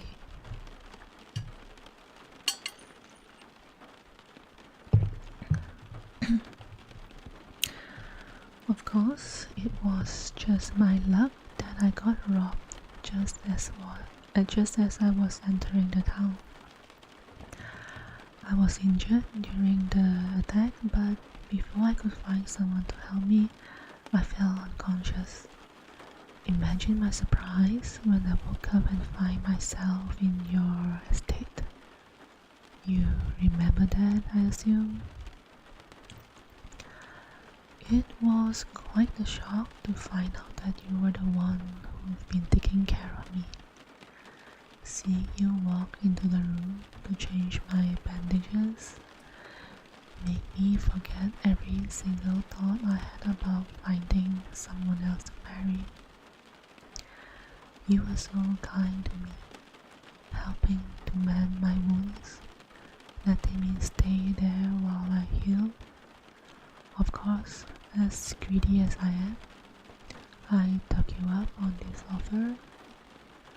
I wanted so bad to know you better. I knew this might be my only chance to do so. It was clear fairly quickly that you didn't recognize me, which was a refreshing change of pace from the social season. You were so at ease around me. It was so different from all the stories I've heard about your icy demeanor. I couldn't help but be even more drawn to you. As I healed, I began asking to help you with your day-to-day items, giving you the excuse of wanting to repay you for your kindness.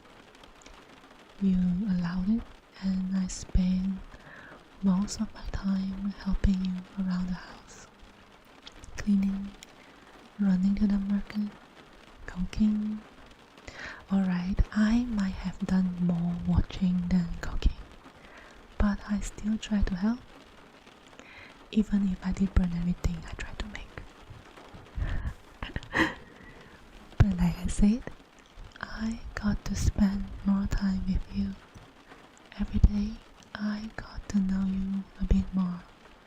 And every day, my admiration for you grew. Every second I spent with you only made me fall for you more. Eventually, I asked you why you never entered a relationship with any of the other nobles who sought after you. Do you remember what you told me? You told me that you refused to be with anyone who wanted to marry you for something like your fortune or reputation.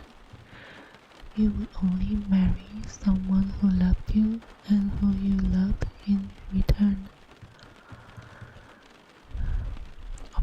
Of course I remember. Every time I thought about that answer, guilt would claw at my throat, because I knew that I've been looking to marry you for the similar reason. Even though I developed genuine feelings for you, I was no better than any of your other suitors.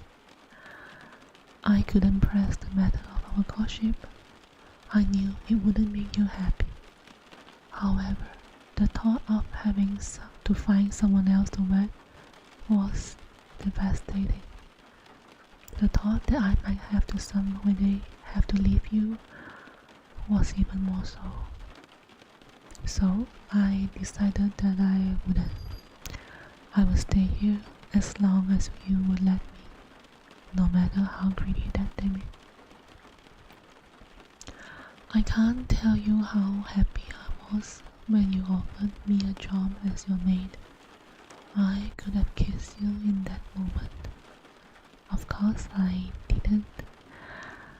I didn't know how you would react, and I couldn't risk losing you. As long as I was at your side, I was happy, and I knew I had to do everything possible to stay here. It doesn't matter. I've never wanted to rule the kingdom, and I'm not the only person in line for the throne. One of my siblings can take my place, and they will do better than I could ever have. I have no desire to return to my old self, not when I'm with you.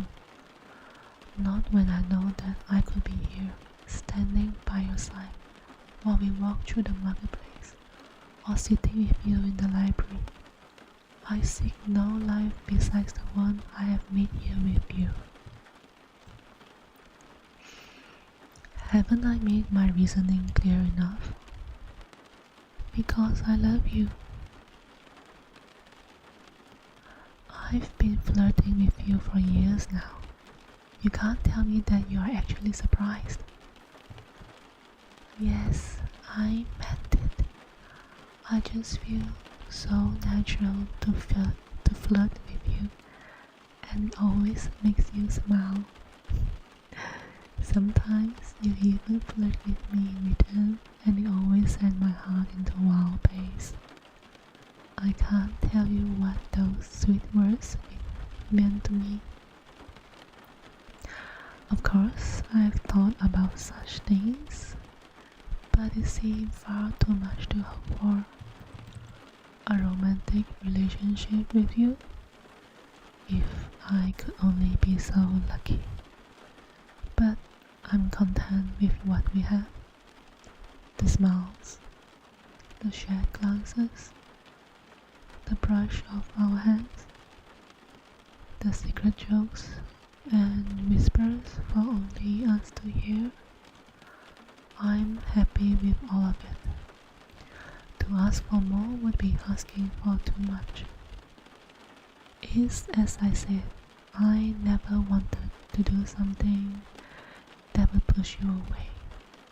I would only take what you would allow.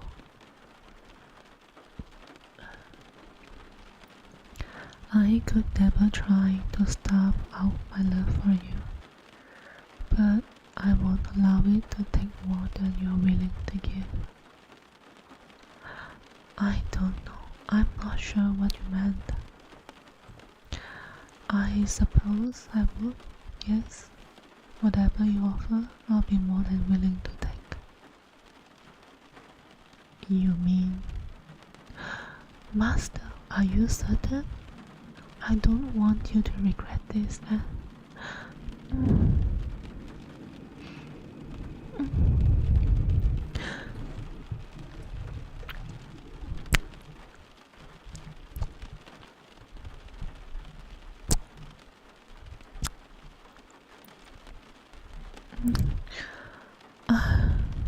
I think I must be dreaming. Hey, I didn't say you should pinch me. No, I didn't.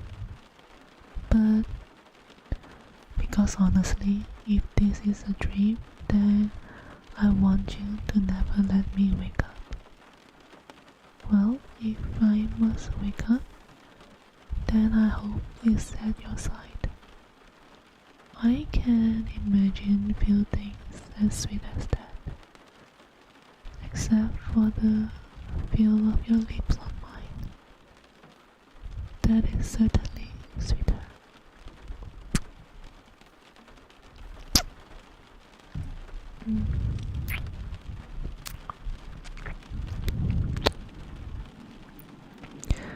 Please never make me leave you. I don't think I'll be able to handle it. Of course not. I'm yours, darling. From all those years ago and until the end of eternity. As long as you will have me, I'm yours.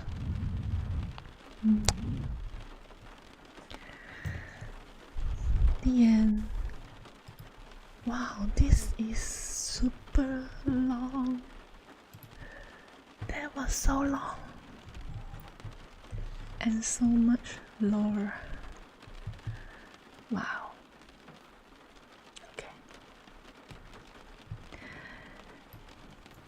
Okay. That was seriously long, my god.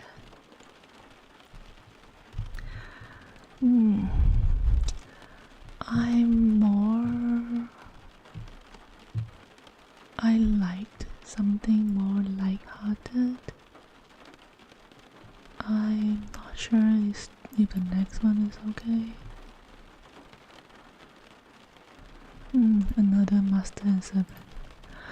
No. Oh. Okay. What about a goth girlfriend? Really? Was that an owl? Oh my god.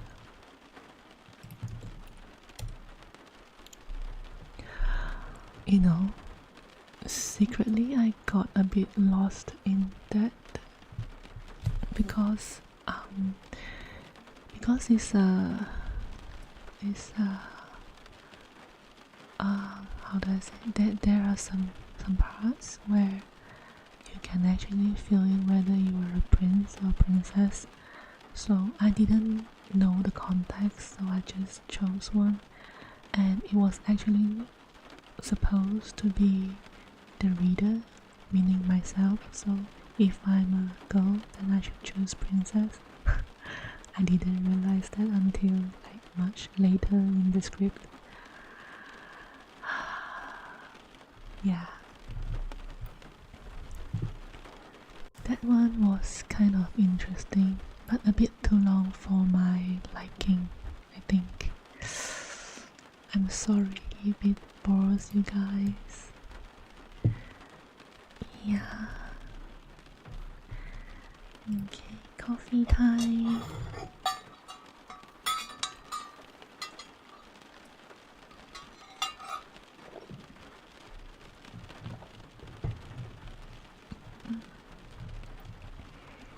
Okay, hopefully this one is lighter and yeah, I'm good. I have my coffee, so I'm good.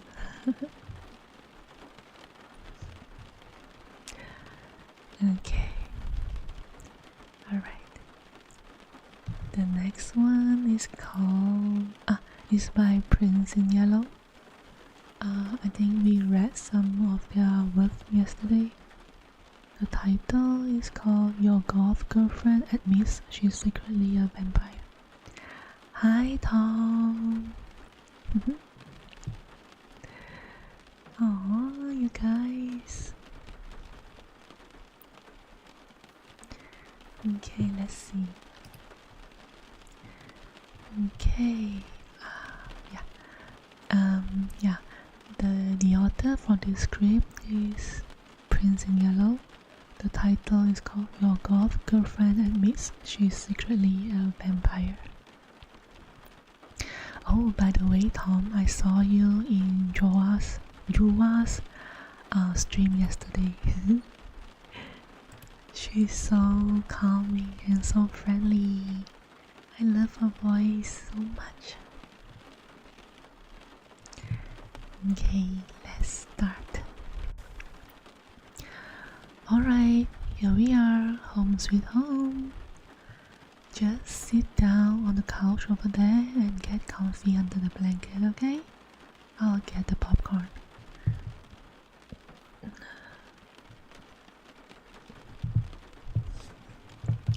Yeah, it is pretty dark. Sorry about that. My lights have been on the fritz for a while, so it's always really dimly lit in here. But it's kind of romantic, right? Ambience. Oh, watch your step. Oh, sorry. Excuse me. Anyway, I can't wait to do this. It's been so long since we had a proper date night where we could just cuddle on the couch together and watch a good movie. Remember you picked last time, so it's my pick this time. I'm thinking horror? Yeah, I know. I always pick a horror movie for movie night. And it's always a good choice. I'm such a sucker for a bloody ending. Sue me. Oh, I forgot to tell you. I got that extra buttery popcorn you say you like. Act 2, right? Honestly, I can't taste the difference, but oh my god, I'm so sorry. I completely forgot that I left the jar on the coffee table. Oh, what's in it? It's peaches. I'm on this new diet. Yeah. A new diet. A beet juice, a beet focus diet. It really works. You should check it out online. Well, it's red because it is beet juice. Duh. And it looks all dark and sticky because I mix it with black sugar to make it taste better. Look, I don't know. Never mind. Let me just get that out of your way and put it back in the fridge where it belongs. Speaking of, please don't get anything from the fridge yourself, okay? Just ask me and I'll get it for you. My fridge is kind of a huge mess, is all. I'd be embarrassed if you saw it. Yeah, it's not that there's anything in there or anything. It's just it's messy, you know. What do you mean? Acting like that? Weird? I'm not acting weird. You're the one acting weird. Now, come on, quit fooling around. Let me just slip in under the blanket next to you, okay? And let's just get the movie started. I just can't wait to snuggle with you and enjoy a night in together. Now, where did I put that remote? What? You mean the TV? I haven't turned it on yet. Of course you can't see anything, it's just a black screen. What? Oh, you mean your reflection on the screen? Yeah, I see it. Why? My reflection? Is there too? You can't see it? See, I'm right here next to you in the reflection. It's just really hard to see because you know I'm wearing all black. So I guess I blend into the black mirror of the TV screen. Yeah, I do wear black a lot. Basically all the time, I guess.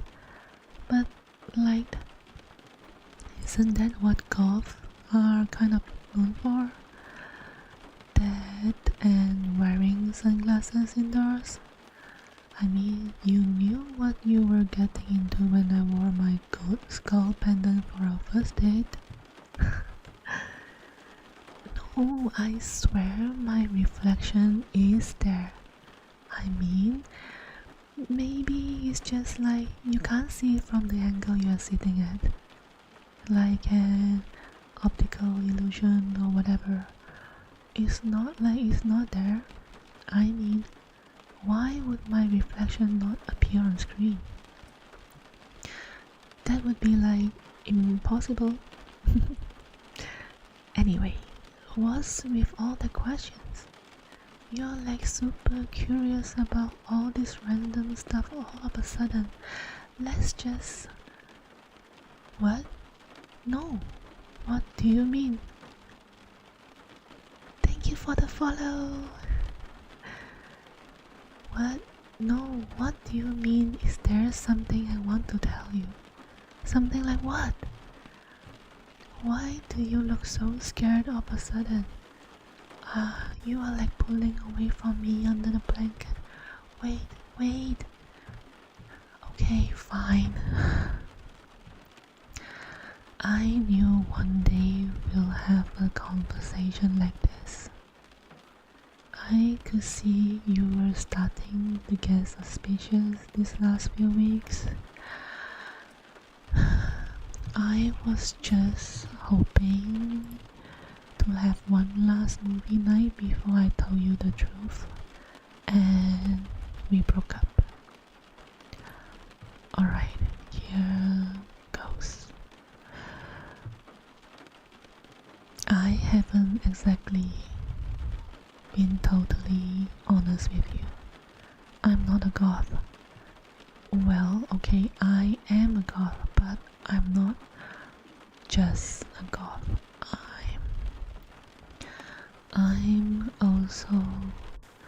I'm also a vampire. Yes, I'm serious. When I told you I had a rare genetic condition that makes my incisor way longer than usual, that was a lie. These are my fangs. When I told you to please never get me silver jewelry because it doesn't work with my style, that was a lie. Silver literally burns my skin. When I told you I was allergic to garlic bread, okay, I guess that was technically the truth. Now you know why you can't see my reflection on the TV and why we only ever have dates after dark and why there's barely any light in my apartment. Think about how I've acted since you've met me. All the odd little things I do, you know it's true. But I want you to know one thing. I'm not like monster, I'm not like the monster like they show in the movies. I don't kill people. I don't hurt people. That jar, it wasn't beet juice, okay? It was blood.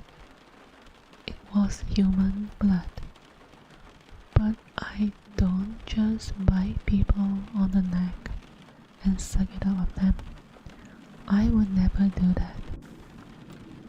I buy it all from licensed blood donation centers, and I never take more than I need.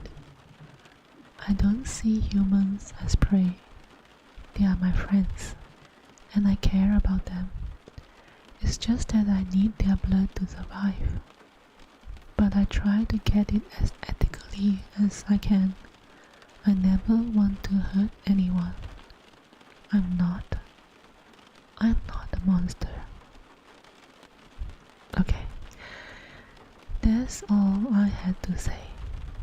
I can see you're confused and scared. I get it. It's fine. You can get up and go now. I understand. I said you can leave. It's fine. Well, don't you want to? Don't you want to leave? I mean, everyone does. It doesn't matter how well things were going before. Everyone I get close to, when I tell them who I really am, they leave. Some of them literally run away. I guess I can't blame them.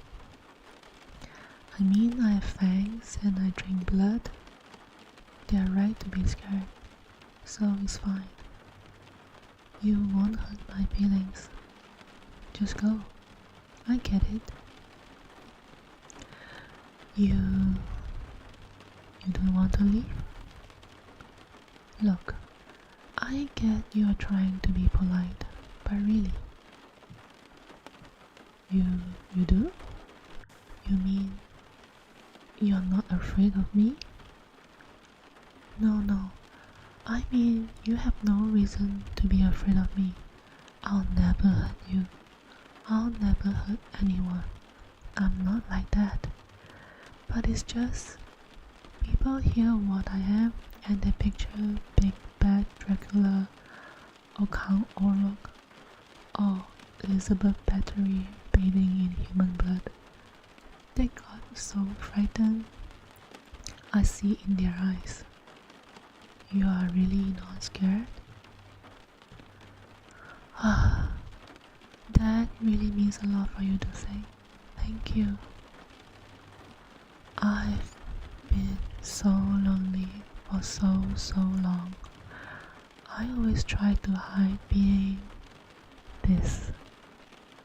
But you can never hide what you really are from the people closest to you. Sooner or later, it always gets out, and it never ends well. I mean, who wants a blood-drinking vampire chick to be their friend, let alone their girlfriend? You really mean that? So you don't want to break up? Look, if you're just trying to spare my feelings, I promise. Really? Oh, I honestly do not know what to say. I really like you too. You are my absolute favorite human. And I've met more than a few good ones in all the time I've been around. By the way, promise you'll never ask me my age. I may be a vampire, but that's still considered impolite. But seriously, you really give me a chance? You really give us a chance, even knowing what I am? I'm really so happy to hear that. No one's ever told me that before. I love to give us a chance too. Here, snuggle in close.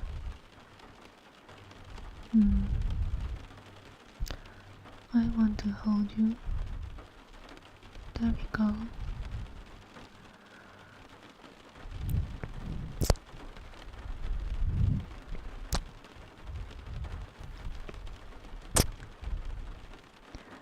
Thank you for understanding. I promise you won't regret it. You know, I'm really not that different from you guys. Sure, my bedroom has a coffin instead of a bed and all. But deep down, my heart is just like yours. I laugh and cry and get scared and feel joy in dreams, just like humans do. We are more alike than you think, really.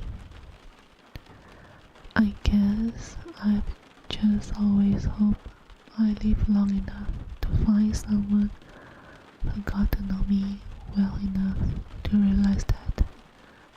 And now I finally have.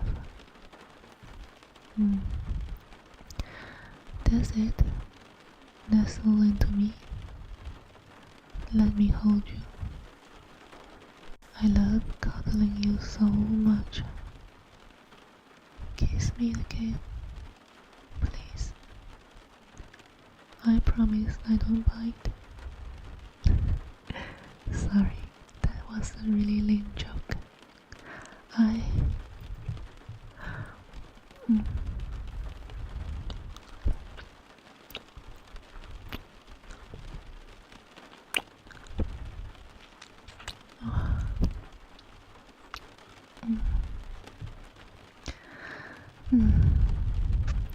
Your body feels so warm under the blanket. We need to make movie night and cuddles a weekly thing, okay? Oh yeah, and one other thing. Remember when I told you that the tin of bad food I accidentally left at your place was for my bad ego? Well, I actually don't have a bad. That was for me. It tastes better than you think. No, it's not a myth. Vampires really can turn into bats.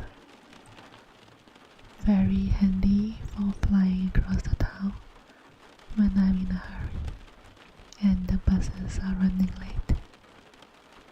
I'll be happy to show you sometime, but it makes my clothes fall off, so that would be kind of embarrassing. Unless you are into that.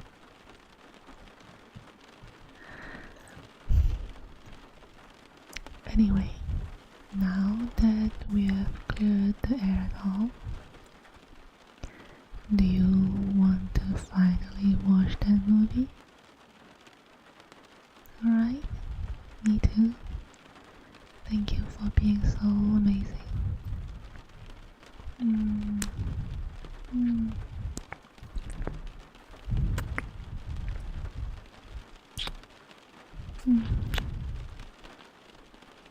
Let's just get over to the horror section. Oh no, I'm not addicted to horror movies because I'm a vampire. I'm addicted to horror movies because I'm a goth. Get your stereotypes right. So, have you ever seen this movie called Grave Encounters? No? Huh? You're in for a treat. I love found footage movies, and this is a classic.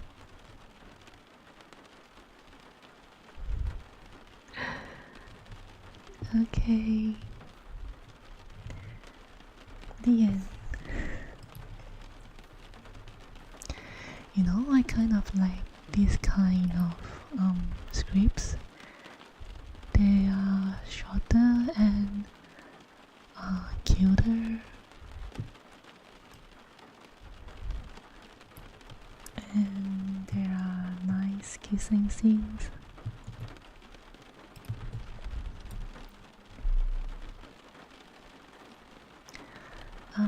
Okay, let's see. What if I'm a wolf girl? Since we have done vampires, I guess now it's time for a wolf girl.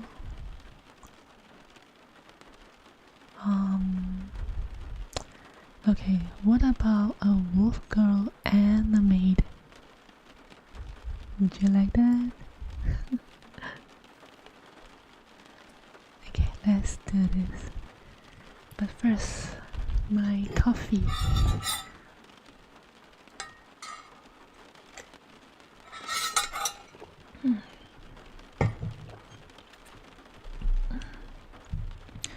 Somehow I think in today's stream I kind of read things too fast. I think I should slow down more.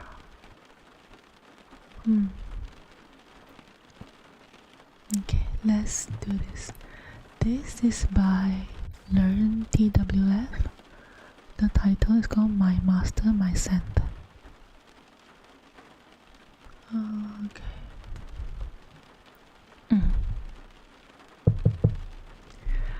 I've brought you tea, Master. Of course, I knew you wanted some. As your personal maid, it's only normal that I instinctively know those kind of things. I'm happy that you like the tea, Master. Yes, it is indeed a little different this time. I added some honey to it. Yes, it's true that I always guess right when it comes to what you like, Master. It's just a little proof that I know you well. Master, may I ask what you're working on? Checking your mails? It's true that recently you seem to receive more and more letters by the day. Oh, many people are asking you to collaborate with them, and some want to build a business relationship with you. It's true that Master's business has been blooming lately. After all, you are the first person to make cosmetic products for all species, and because you have all the rights to those products, it's only natural that they try to collaborate with you.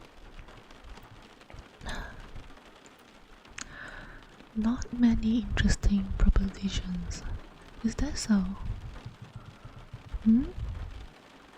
Yes, I can take a look at those letters if you want me to. Oh my. Well, those people are really greedy for money. It's only the tamest propositions. Well, now I can understand why you don't really seem happy reading those letters. It is a little funny that they propose collaborations where you will raise the price of your products, and it's literally written in your slogan that your prices will always be fair and low. You hesitate to send them your horse waste matter since they want to treat your customers like crap. Even if that would be delightful, I don't think you would gain a great reputation from it. But we could still send them anonymously if you want. Yes. Oh yes, Master. I have used the new body cream you gave me. My thoughts on it? Well, first, the smell is really nice, and it's not as strong as the cream for humans. It will sell perfectly for species like mine who have a strong sense of smell.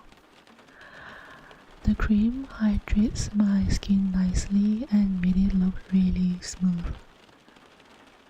I personally think it will sell well.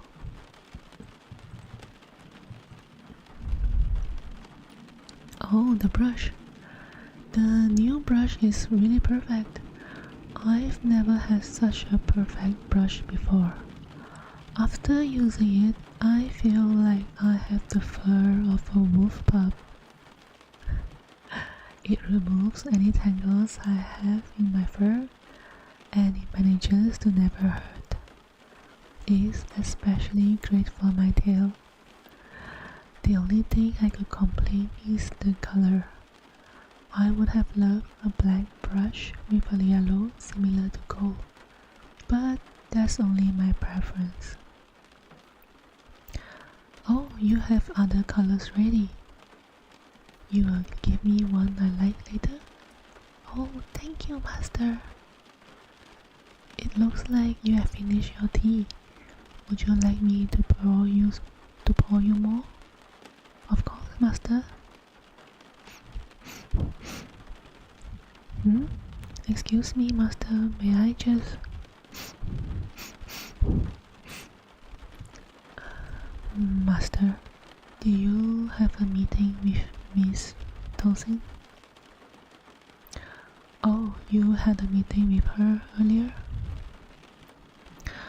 How could I tell?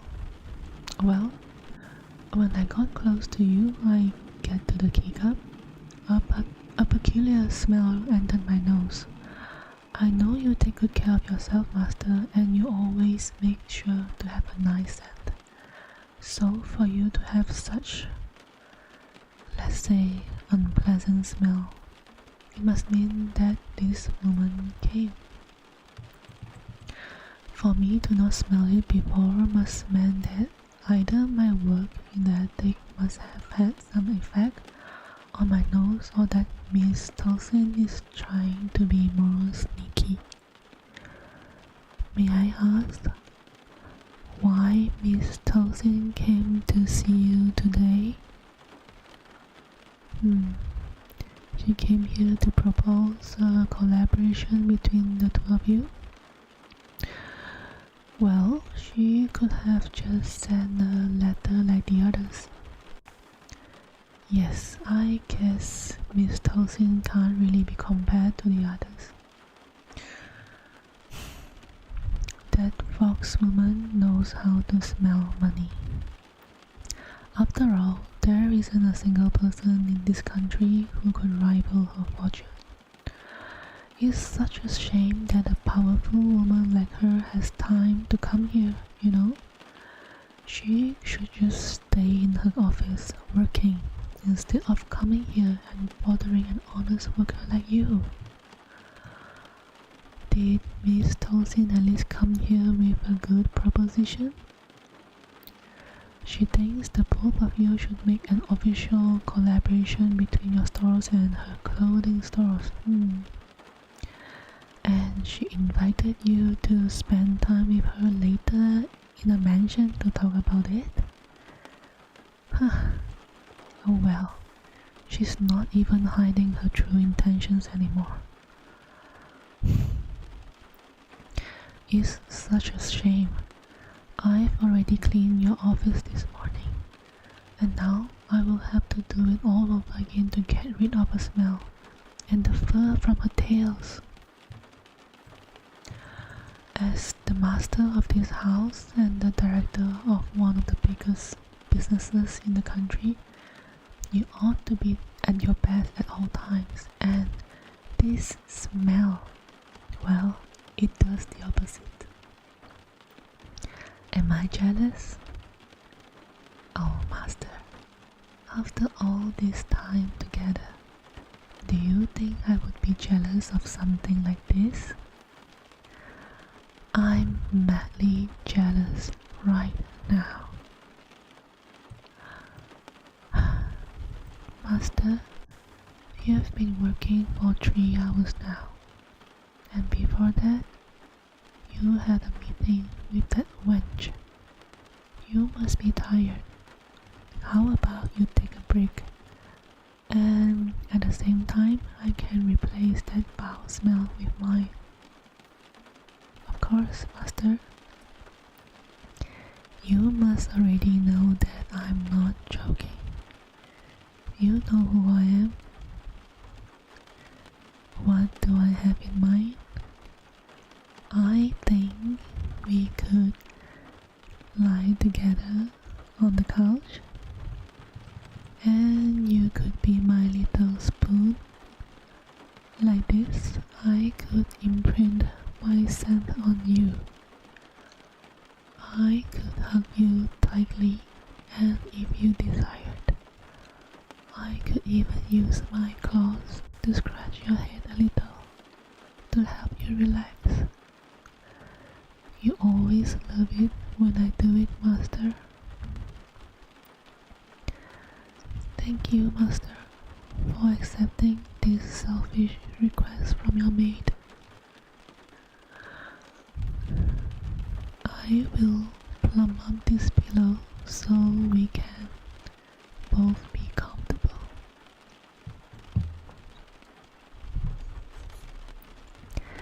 Now, let me lie first, and here, master, you can lie beside against me.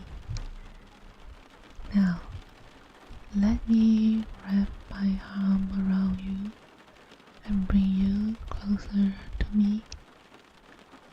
Perfect. You are so warm, master.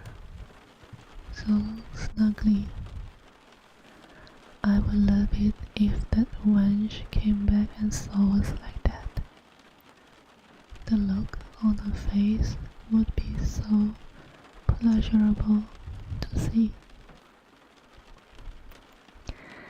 No, master, I'm not a little sadistic. When it comes to that woman, I have to be more than a little sadistic. That woman is cunning. You don't get to live until you have so many tails without being a little cunning. Yes, master, I know that I'm not like that with other women. It's because I know that other women won't be able to get the interest of my master. But that woman, I'm sure, has a trick or two that she could use on you. Dirty little tricks. I hope you are not bothered by the way I act. Oh, you actually like when I get little possessive like this? Master, you should be careful with your words. If someone heard you say this to a maid, this would cause an uproar. And also, it could tempt me to do more things than this. Yes, I know I can be a little naughty. I'm sorry for acting like this in front of you, but I can't really help it. After all, I have you as my master. If I act a little bad, it's because you too sometimes can be a little bad. But, master, do you like this side of me? That's what I thought. Oh yes, my tail is indeed wagging. I can't really control it. Yes, master, I'm really happy right now. Cuddling with you is one of the things I like the most in the world. My tail becomes crazy when it happens. Yes, master, I can try to make it rest on your thigh. Could I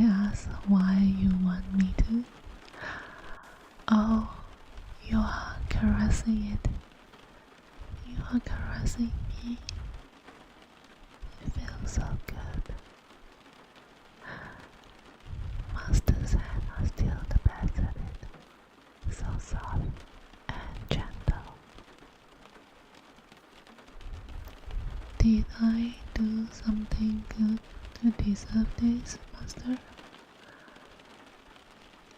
It's for helping you to get rid of Miss Tolson's scent. Oh, Master, cuddling with you was already a reward for me. But you also take care of my tail. You are such a kind master. Master, may I start scratching your head a little with my claws? I would also like to care for my master. Thank you. Your hair is still so beautiful and soft to the touch. Well, it would be strange if they're burned.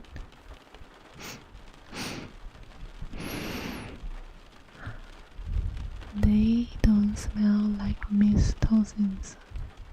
That's good. What does your hair smell like?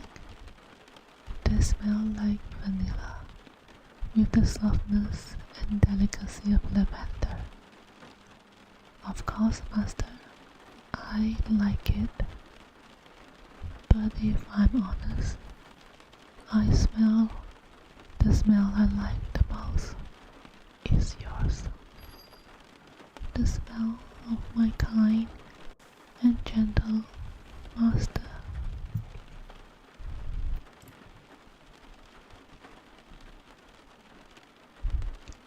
Do you like mine, Master? Does the smell of your maid seem pleasant to you? You're right, Master.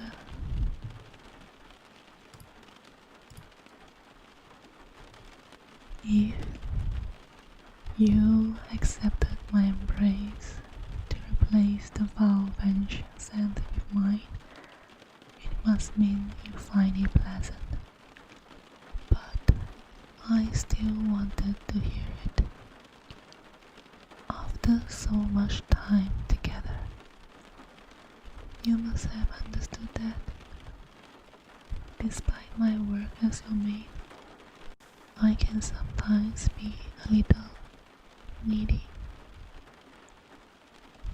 But you once said that you also like that side of me.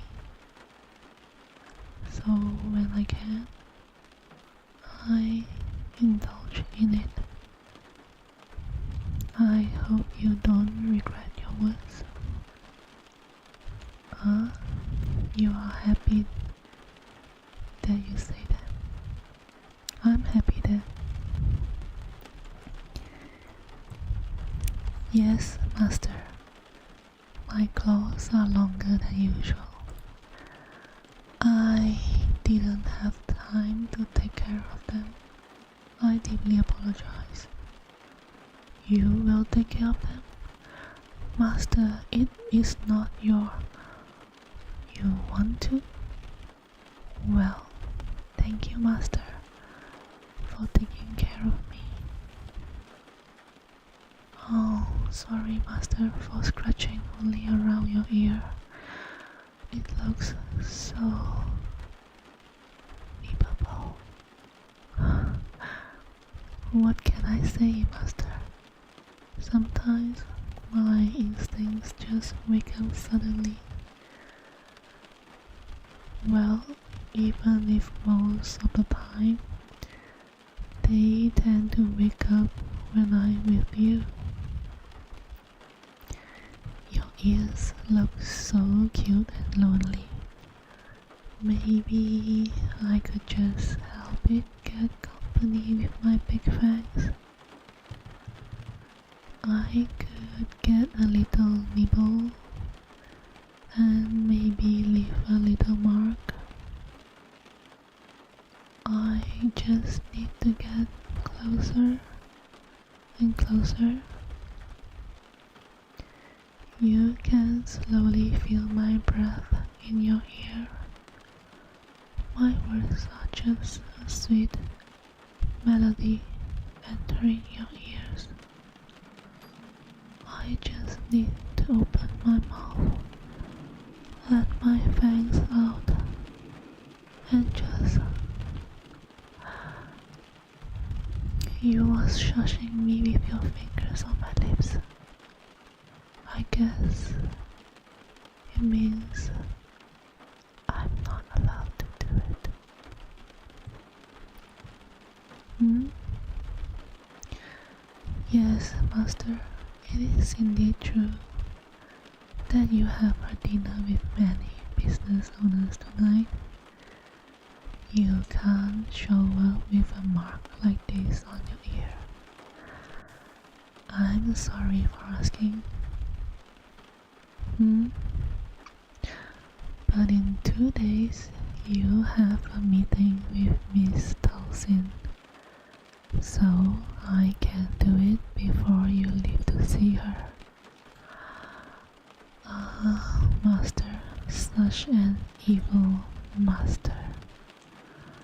I was right when I told you you could be bad. I can even do a little more if I want. Oh, Master, you really love to tease me. Now, I will have to wait 2 days before. Well, at least it gives me time to think about things. Master, you want to turn? Okay, let me stop hugging for a second. There you are. Huh? Why are you reaching towards my head? Oh, ear scratching? Thank you, Master. You are the best, Master. You just like taking care of your maid.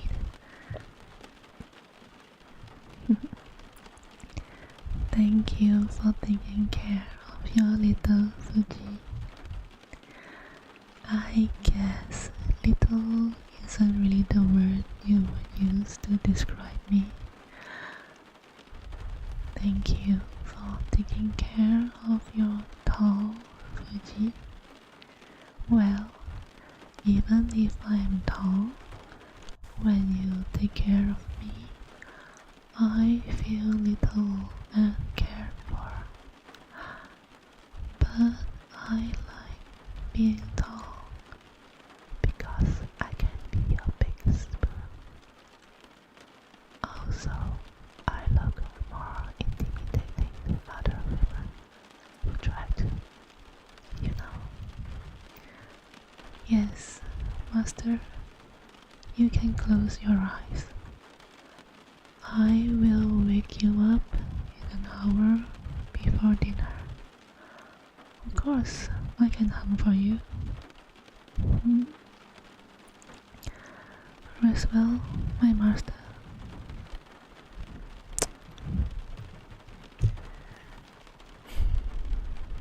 The end.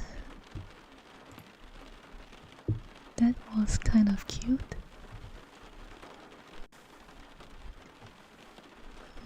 Yeah, I kind of like this kind of story more. Oh, let's do this.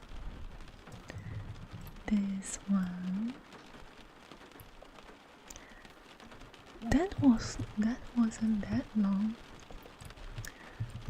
A bit longer, but it's not that long.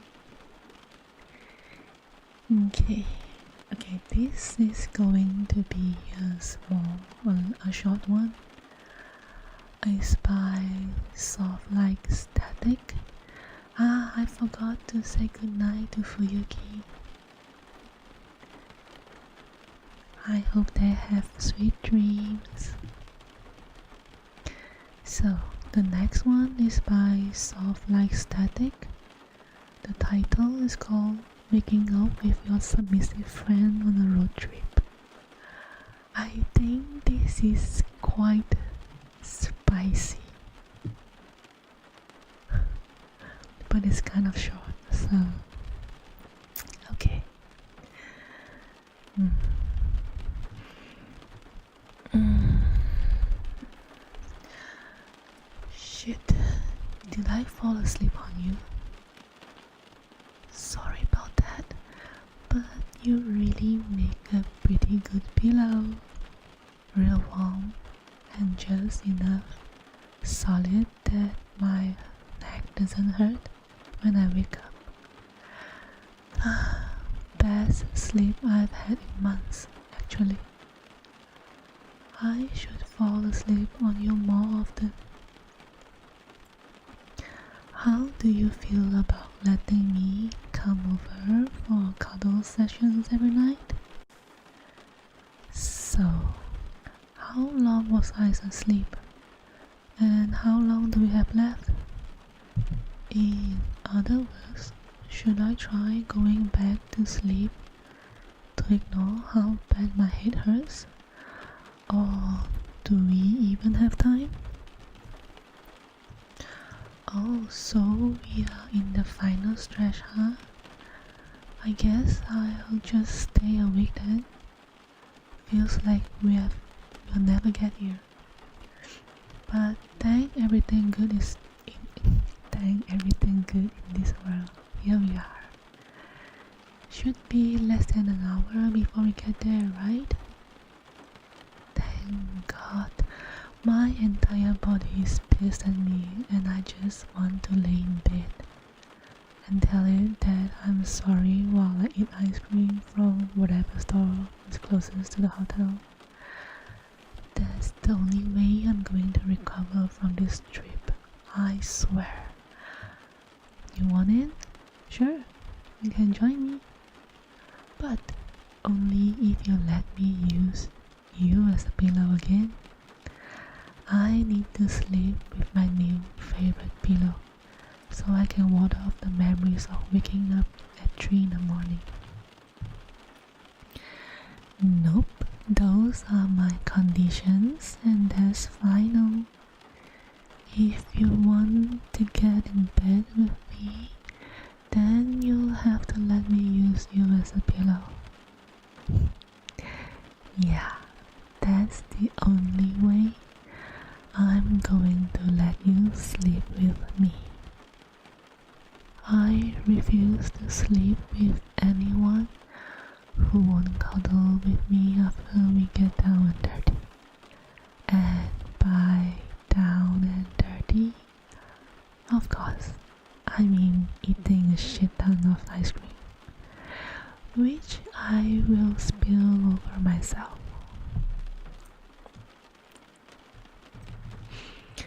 Of course I want to get down and dirty with you. I've been craving it for so long, and I bet you are absolutely delicious, especially that mouth of yours. I won't lie, I've thought of the flavor of your mouth for quite a while now. I've thought about it way too much. Oh, absolutely. I bet you taste so goddamn good. All sweet on my lips and tongue. Maybe one of the best things I've ever get lucky enough to taste. Wow. Yeah, I want to. I love to taste you, to see how sweet you taste on my tongue. But we can't let them see us. Oh, fuck. I didn't expect you to pin me down like this. Fuck. Leaning down right above me. You are so close.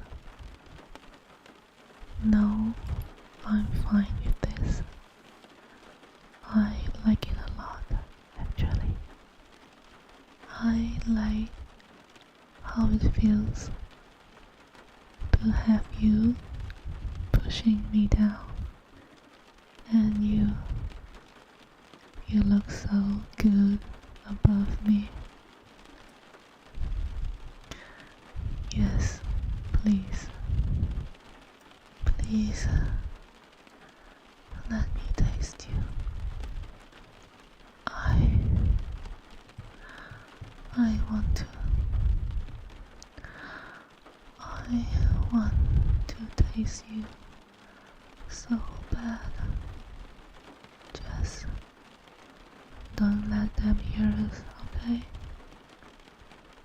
I don't want them seeing us doing this, or me being all,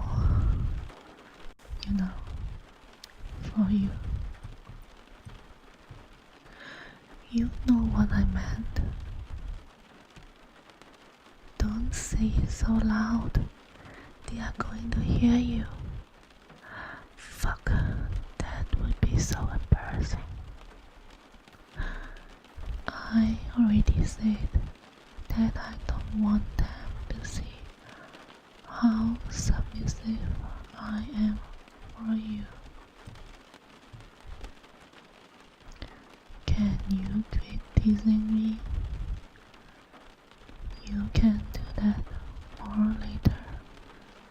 I honestly like that a lot.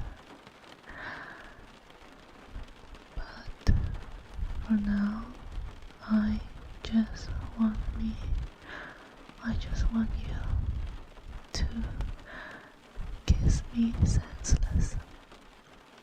I just want you to kiss me until I can't taste anything but you.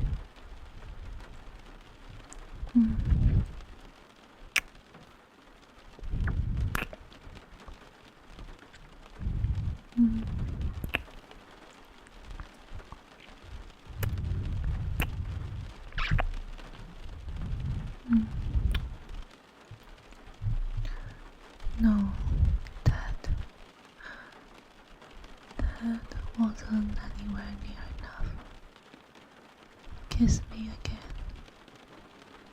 please. I want more. I need to know what you taste like.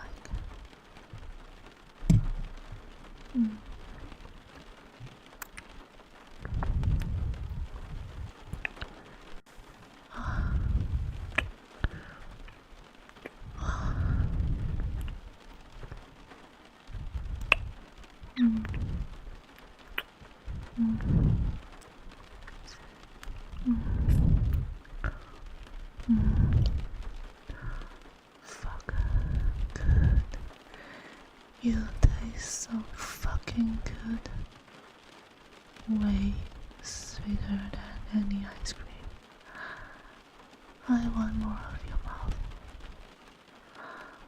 I want to taste you more. Please, keep kissing me. Kiss me until I don't know my name. Kiss me until I can't think of anything else.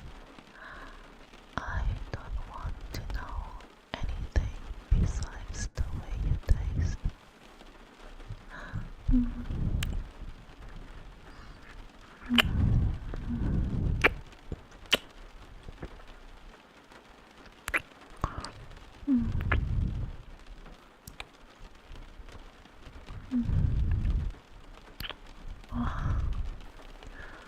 Holy shit. Why didn't we do this sooner? This feels so fucking fantastic. It feels so good to have you take control and pin me down so you can kiss me however you want. I want you to kiss me like this more. Please. Kiss me however you like. Kiss me however feels good for you. I wanna I want to kiss you exactly how you want. So you want to keep kissing me more and more and more. Mm. Mm.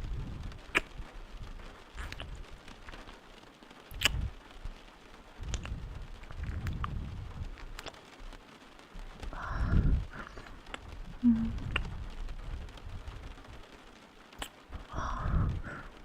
Mm. Mm. Mm. Oh my god. Please do that again. Please stick your tongue in my mouth again. I love how good your tongue feels against mine. It feels so fucking good. You taste so fucking good. I want more of you.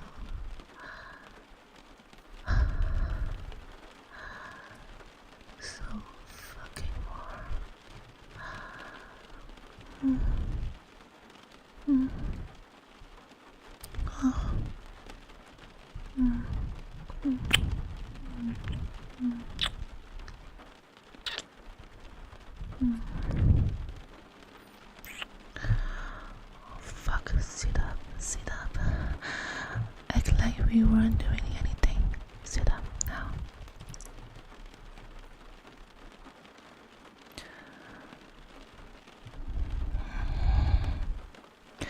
Mm. Mm. Mm-hmm. Here we are. And there's our hotel. Just up there. On the left. Looks like our road trip is almost over. At long last. I can't wait to finally get out of this damn car.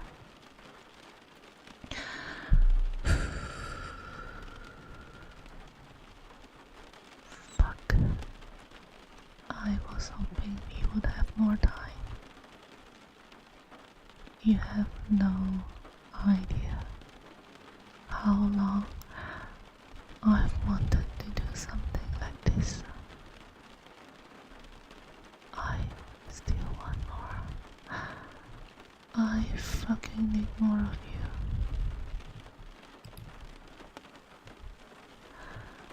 you. You still want to come to my hotel room after we get there? Are we... what are we going to do? Mm-hmm. Mm. Mm. Mm. Mm. Oh. Mm. Oh. We are going to do more of that. Oh my god, I can't wait.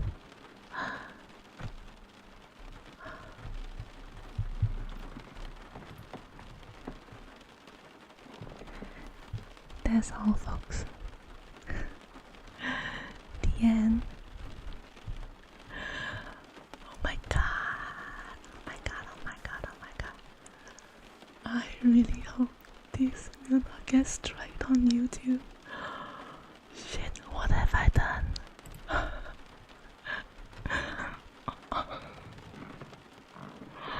What have I done? Oh my god.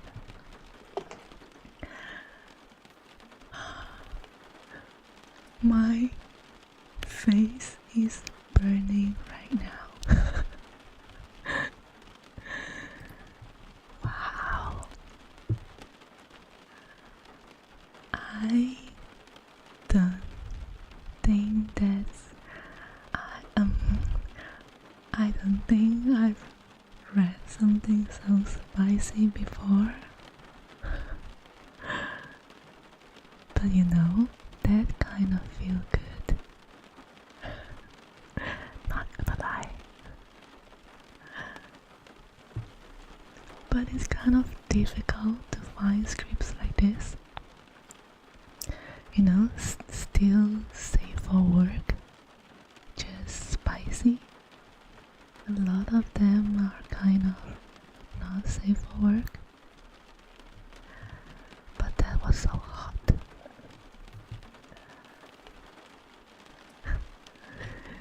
you know, during this script reading, it's only like it's less than 1,000 words. I think it's the shortest that I've read so far. But it was so I'm sorry if you guys felt uncomfortable with it, but I kind of liked it.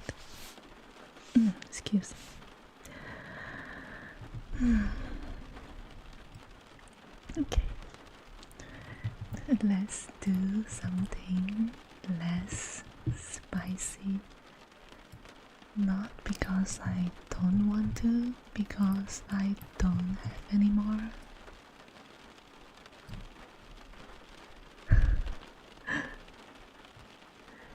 Okay.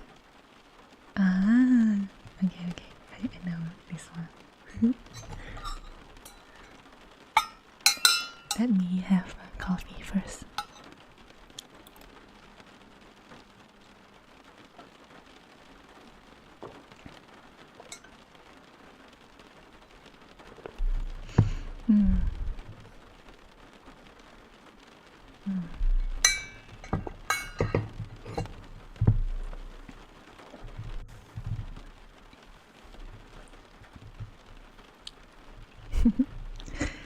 Yeah, right? It's like really tasty, kind of spicy instead of spicy that hurts you kind.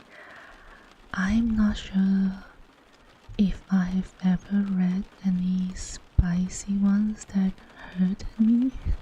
Maybe not yet. Okay, this one is by LearnTWF. And the title is You're Mine, Puppy. Puppy.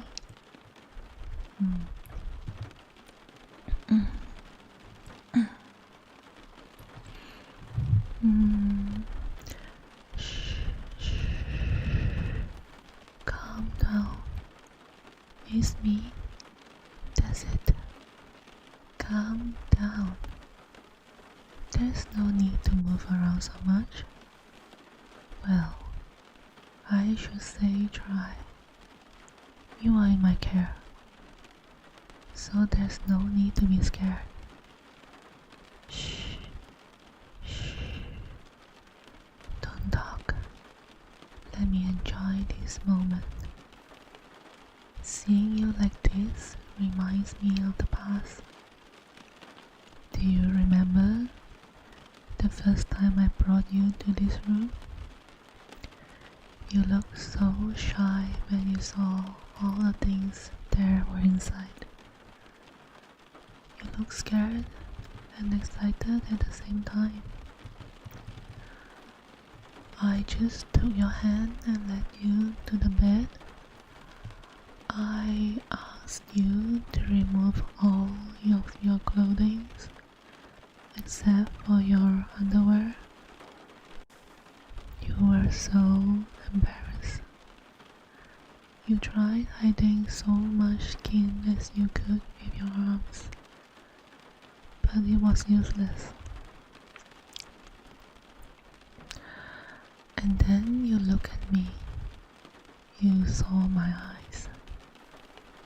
You saw that I was devouring every inch of your body with them.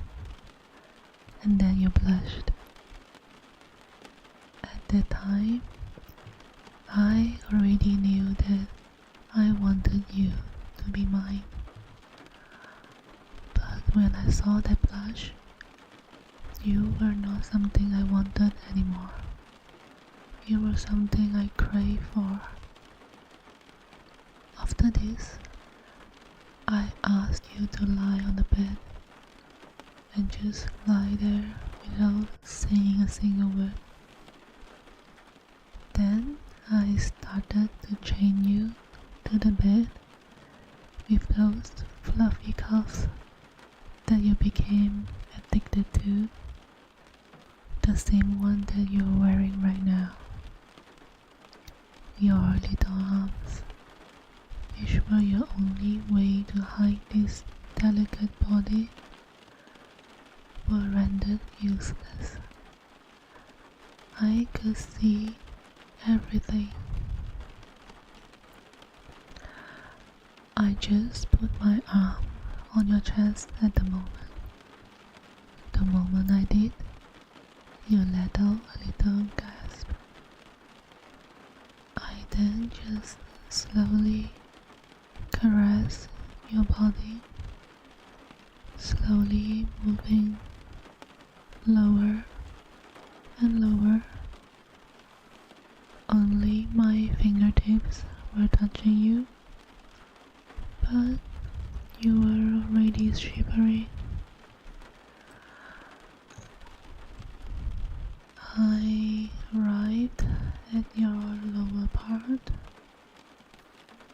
My hands then just placed themselves on your inner thighs, slowly keeping their journey going lower and lower.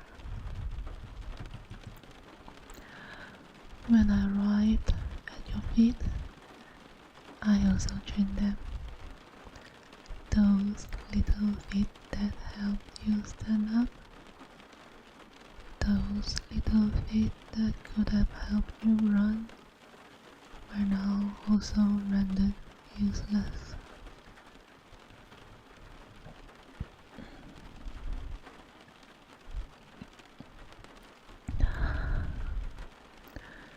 Then I brought my face close to yours.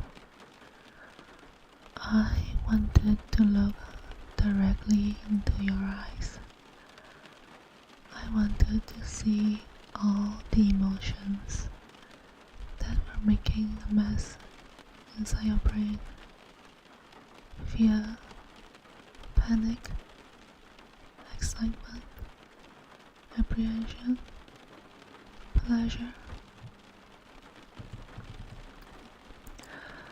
I then took the blindfold and gently put it over those eyes that make me crave you so much. I was happy that the last thing you were going to see before anything happened was going to be me. The only thing that you would be able to remember was me, looking delicately at you. At that point, you were at my total mercy. You were a cute puppy, unable to move or see. You could only listen and feel. That's exactly what I wanted.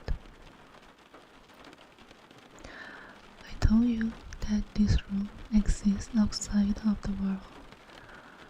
Nobody can hear what's happening inside, and you can't hear anything from outside. Only you and I exist in this room. That means that the only thing you would be able to hear is my voice. Because that's the only thing you need to listen to. That was true that day, and it stays the same even now. I remember that lying just next to you and slowly starting to hug your warm body. And then I brought my mouth close to your right ear and just whispered to you, our rose.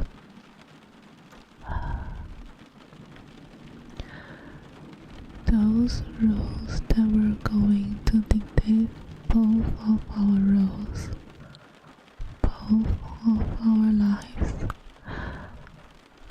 I then just went to your left side, and in a perfect way, I did it all over again. A slow hug, the intonation of my words, the speed at which I speak. I did it all over again. It was strange how perfect it was. I just keep doing this over and over again, saying more and more sweet words into your ears. My words slowly marking your mind. You never uttered a single word. You just listened. You understood what you had to do. Then I finished. At the moment I looked at your body once again, I saw that all the sweet words I whispered into your little ears had an effect. Unable to see, you were left with darkness. You had to stimulate your mind. You imagine all the sweet things that I told you over and over again. You could have tried to stop, but you didn't want to. But those were only your imaginations. They were not clear pictures. The only clear picture you could think was the last thing you saw. Me. At that moment I thought it was time to make you totally mine. I asked you, puppy, are you ready to abandon yourself and become mine? You answered, please, mommy, which is really cute. After that, I just completely devoured you. I mark out your body over and over. I make sure the only thing you could hear in this room was your scream and moans. And most importantly, I make sure you could think only one thing. Me. Now, puppy, do you know why you are in this same situation now? Do I need to remind you one of our rules? Never lie to mommy. For the moment, I don't want an apology.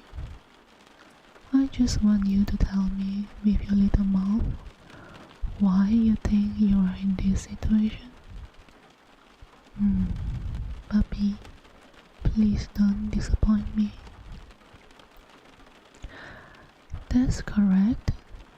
You are in this situation because you talk to girls. Now, puppy, I don't think I need to remind you one of our other rules. Unless in need of something important, my puppy is not supposed to talk to any women. Now, tell me, who did you talk to? That's right. The receptionist at mommy's job, two of mommy's colleagues, the lady holding the bakery, and our neighbor. Now, tell me, was there any important reason for you to talk to these women? Oh, of course, baby. It's normal that you talk to the lady of the bakery. You need to if you want to buy something. but I don't think sitting at the table with her to eat some sweets and talk is something I would call necessary. Shh, shh. Let me. Mommy is speaking, okay?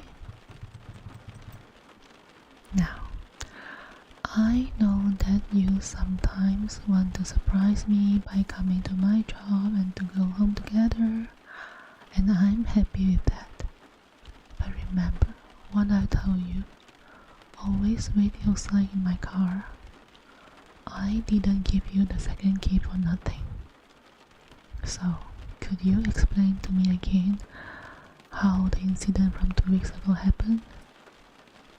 You were a little bored waking in the car, so you went for a little walk, but it suddenly started to rain. Oh, poor puppy. Then the lady from the reception told you to come inside, but you were already soaked. Ah, puppy, that's why you should always listen to mommy. And I don't know why you decided to follow the others of another woman you don't know instead of mine. You know, I would prefer you getting inside my car wet than you listening to another woman. The lady then went to search for a towel because you were completely soaked. That's when my 2 colleagues came and started talking to you.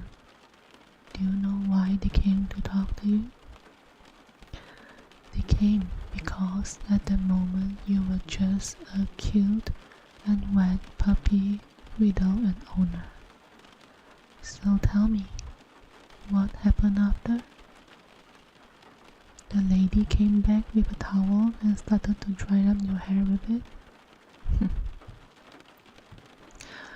Puppy, if you remember, it was at that moment I came to the reception. And the first thing I saw was my puppy surrounded by 3 women, one touching your soft and delicate hair, while the other were just so close to you and calling you cute. You don't know what I felt at that moment, but if I had kept going, but if it had kept going for another second, I don't know what mommy would have done. I just took you and we left. You explained to me everything that happened and I forgave you. You have been a good puppy for so long that I thought I could forgive the mistake you make. But look at you now, talking to the lady from the bakery and our neighbor.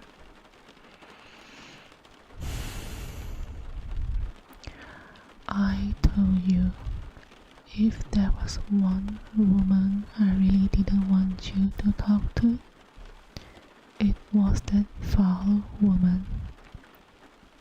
But you did, and you didn't even tell me.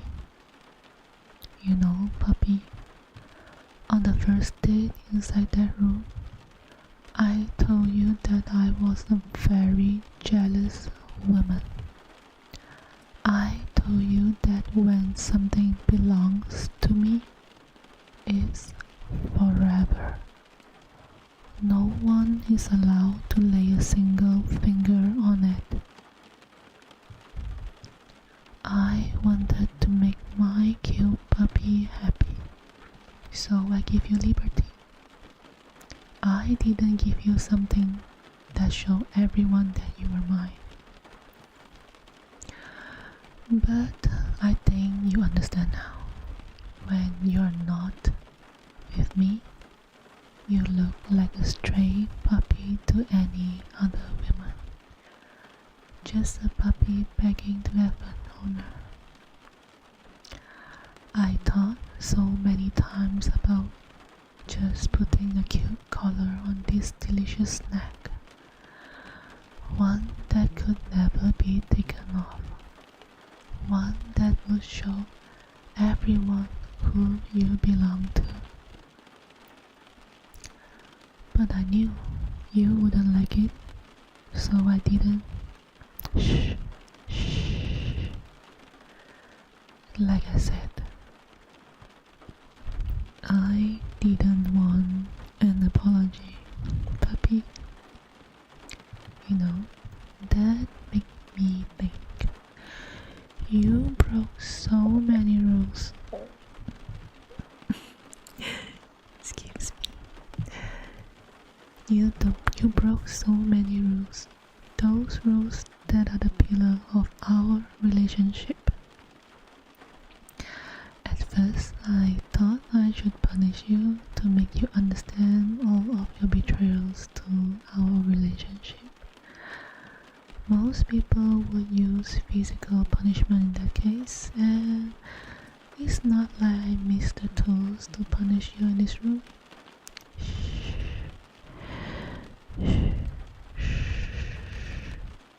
Don't worry.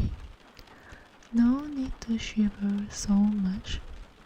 I won't hurt you. Let me keep talking.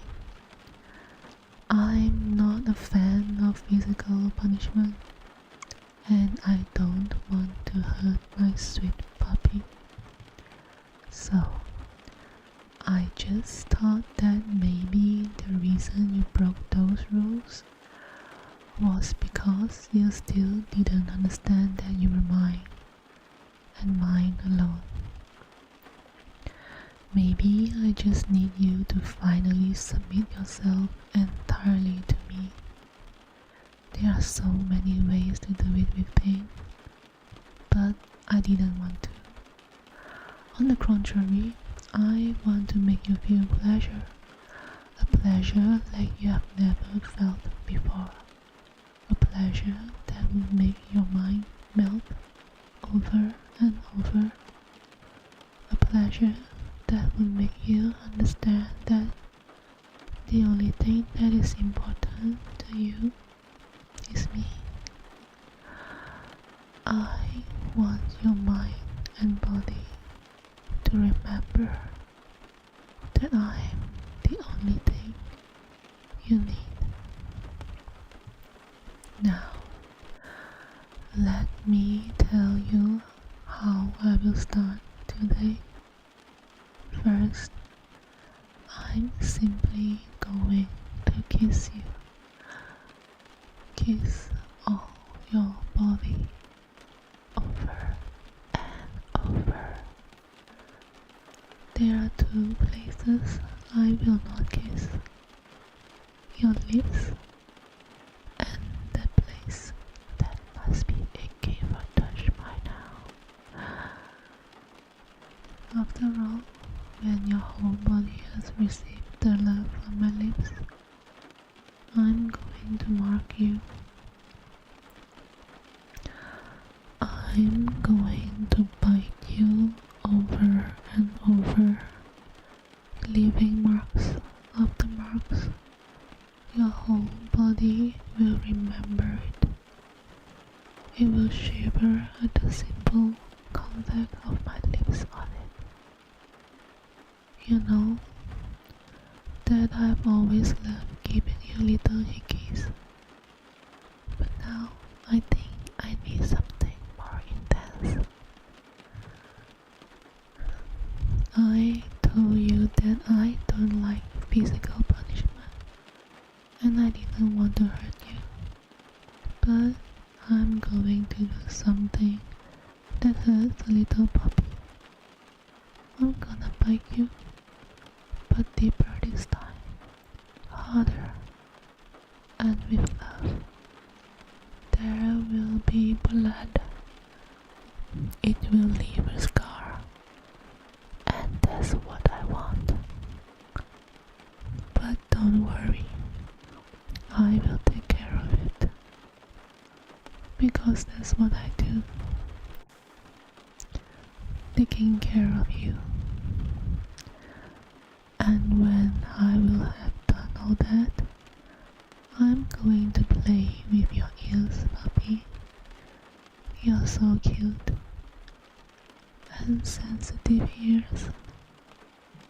It was so cute when I discovered that they were an erogenous hands-on for you. I will take advantage of that. I'm going to kiss them softly, lick them violently, and bite them with all my love. I know how it makes your body feel.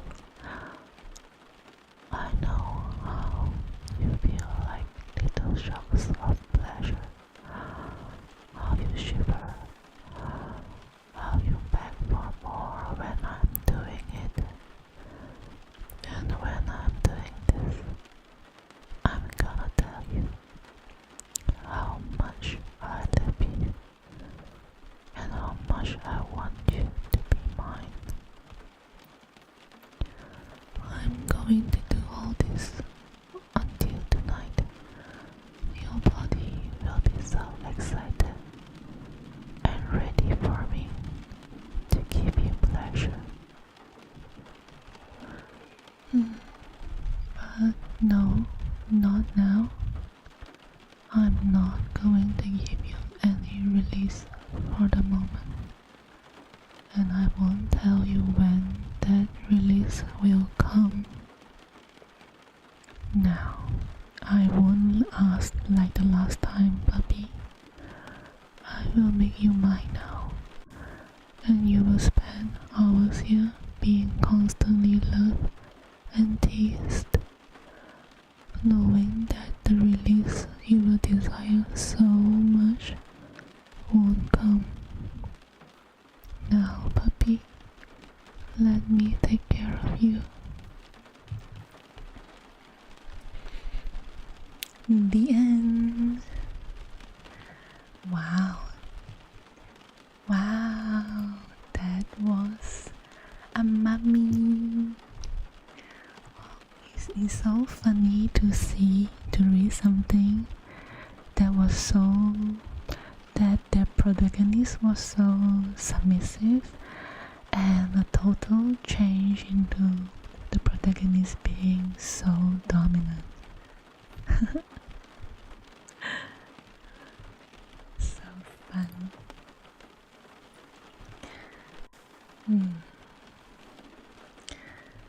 Okay. What else? Yay. Let's see.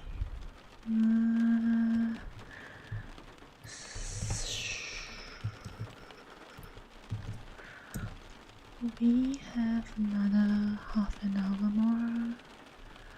Is there anything you guys like? I'm running out of safe for work scripts.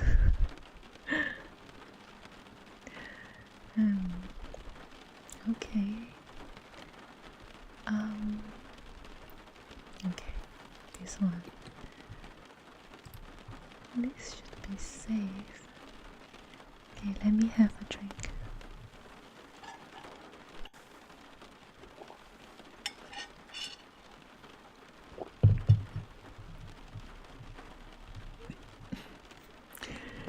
You know what? Just for sharing, when I was reading the really spicy one earlier, my viewership spiked up to 8 viewers at one point. And when I stopped reading that, it went down to 4 of you guys. That's just so funny. And it just proved that yeah, it's okay. I'm too shy to say that.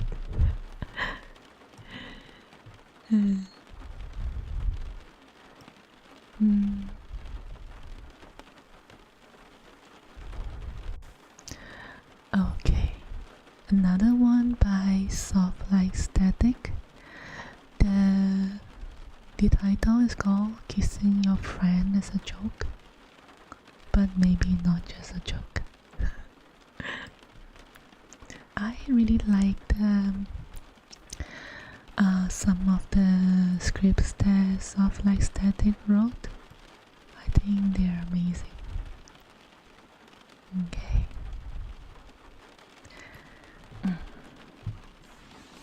Excuse me. Okay.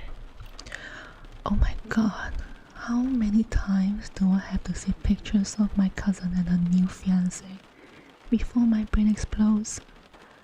Seriously, they are everywhere. Every single app I open, there's a new picture of them being all cute and in love. I'm not exaggerating though, that's the problem. They are everywhere. Facebook, there's a picture of them on a date. Instagram, there's a picture of a dream wedding dress. Twitter, a post about how happy they are to have found each other. I could open like Candy Crush or something and they'll probably be there too. No, I don't mean it like that. She seems happy and I'm happy for her. It's everyone else in our family that's getting on my nerves.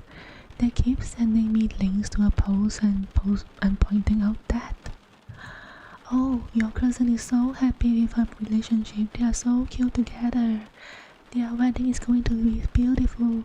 Why don't you have someone in your life like that? You need to go out more and meet someone. It's so annoying. And it's been going on for months now. Months. I swear I'm on the brink of madness. Complete and utter madness, you hear me? Hey, quit laughing at me. I'm being serious. I'm gonna be driven to despair from my family's demands to find a suitable partner. My life is turning into a historical drama and I don't even get the fancy clothes or anything. Alright, fine. Maybe that's a little over dramatic, but only a little. Really though, it's been almost non-stop. Look at all of these tags I've gotten. Exactly. I literally get at least 3 people a day texting me about it. And don't even get me started on the way they tag me in all of my cousin's posts. She actually called me about it and asked why everyone in our family keeps doing it. She just laughed at me and said, "Good luck." Yes, I know. Apparently, before me, she was the one getting annoyed by our family about finding someone. She said it was especially bad because her older brother had gotten married right after her boyfriend broke up with her. I know, right? I feel bad for her, but she's the one getting married, and I'm the one who has to deal with my grandmas asking about the cutie in the picture I just posted on Instabook. Yeah, she meant Instagram. But every time we try to tell her that, she just forgets. So Instabook it is. Oh, it was actually a picture of you and me. You remember? When we went to the fair downtown and were messing around with those bubble machines? Yeah, I posted the pictures to Instagram, and now apparently my grandma thinks we are dating. And also my grandpa, that's mainly because he doesn't have any social media, so he's just taking my grandma's word for it. Hold on, that would be perfect. No, I mean, if you and I were dating... Wait, listen, you gotta hear me out, okay? Come on, this is a great idea. Think about it. I need my family to get off my back about dating someone, and some of them already think we are dating. So if I were to just like, hey, surprise, I'm actually dating them, leave me alone. It's perfect. What do you mean what's in for you? Helping your best friend in the entire world? That's what? My gratitude should be enough for a reward. Fine, I guess. If I say we are dating, then I can bring you to my cousin's wedding and you can have some cake. How's that sound? What if I tell you that there's also gonna be a buffet? I knew that would get you. Let's shake on it. Okay, is that done deal then? Now, how should I tell them? Yeah? You think that'll work? Just a picture of us together? True, that would probably be the quickest way to do it. Not to mention that it would be some kind of poetic justice or whatever. Alright, then what kind of picture are you thinking? Like, what's gonna make us look like a real couple? Because I have no idea. Yeah, just on the cheek, right? And I'll just take a selfie of us. Okay, then come over here. Get closer to me. We both need to get to be in the picture if we want this to work. Alright. Now lean your face closer so I can kiss your cheeks. Hey, quit laughing. We want to make this look convincing. And we have to look like we are in love. Whatever. Just smile and let me kiss you.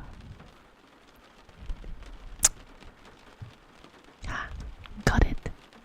Oh wait. I wasn't holding the camera right. Let me try again.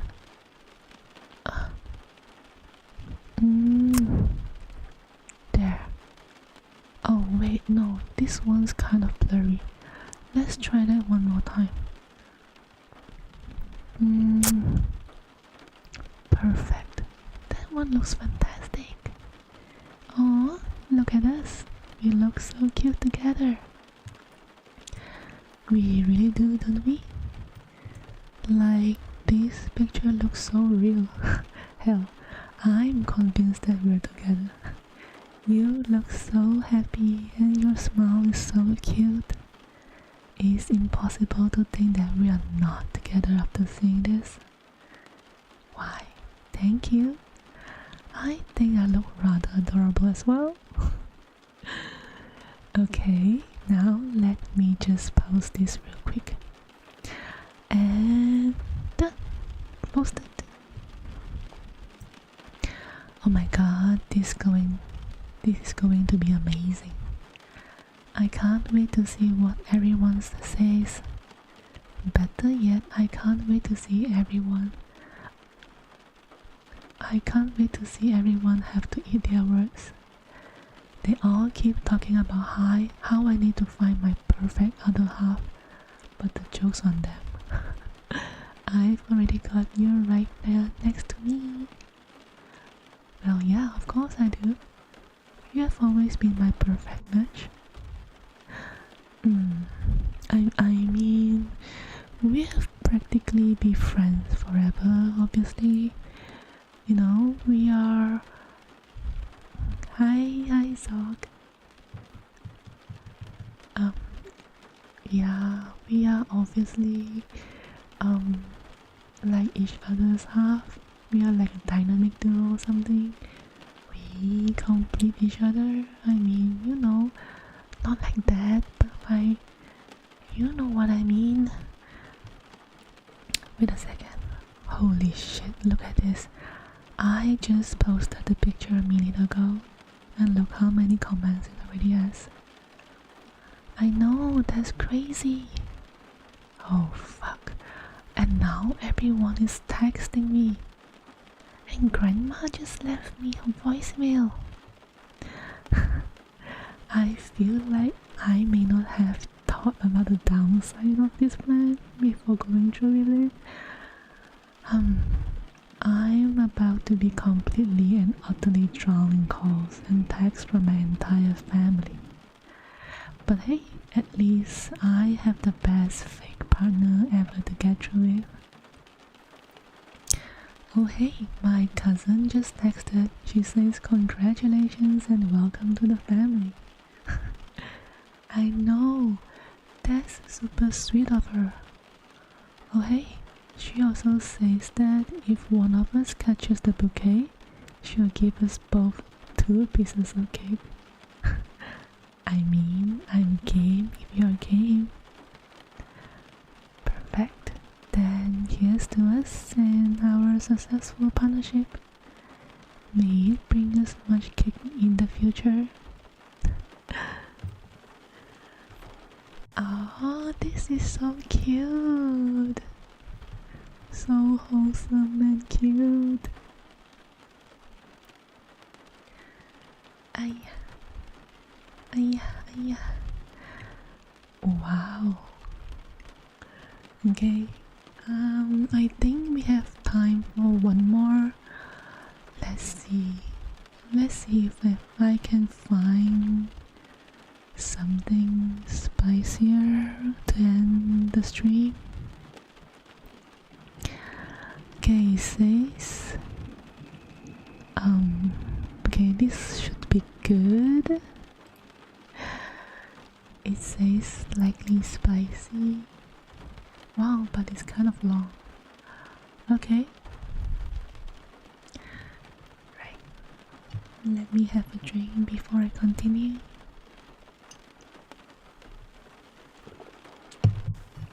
Okay, last one, okay?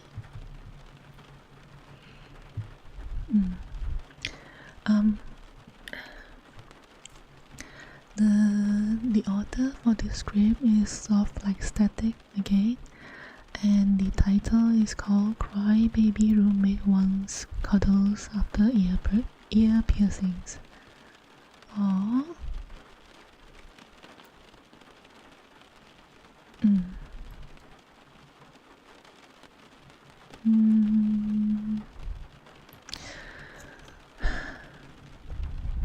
Hey, can I come in?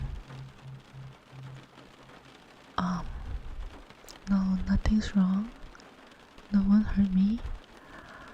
I just got my ears pierced and it hurts a lot. Sorry, I'm not trying to cry, but it hurts so much. I didn't think it would be this bad. It stings and I don't know how to make it stop. Help me, please. You are holding my hand. Where are you pulling me to? Oh. Hey, you can't just push me down onto your bed like that. You scared me. You know, you could have just told me if you wanted me to sit down on your bed. I wouldn't have tried to argue with you about it. I mean, I came to you for help after all. I'll do whatever you think will help me. You know, I don't deal with pain well. Ow. Why do they have to hurt so much? I wasn't going to touch them. I was just moving some hair out of my face. It was getting in my eyes. No, I wasn't trying to touch them. My hair keeps getting into my face and I just can't see properly. I can hardly even see you with just how much of a mess it is.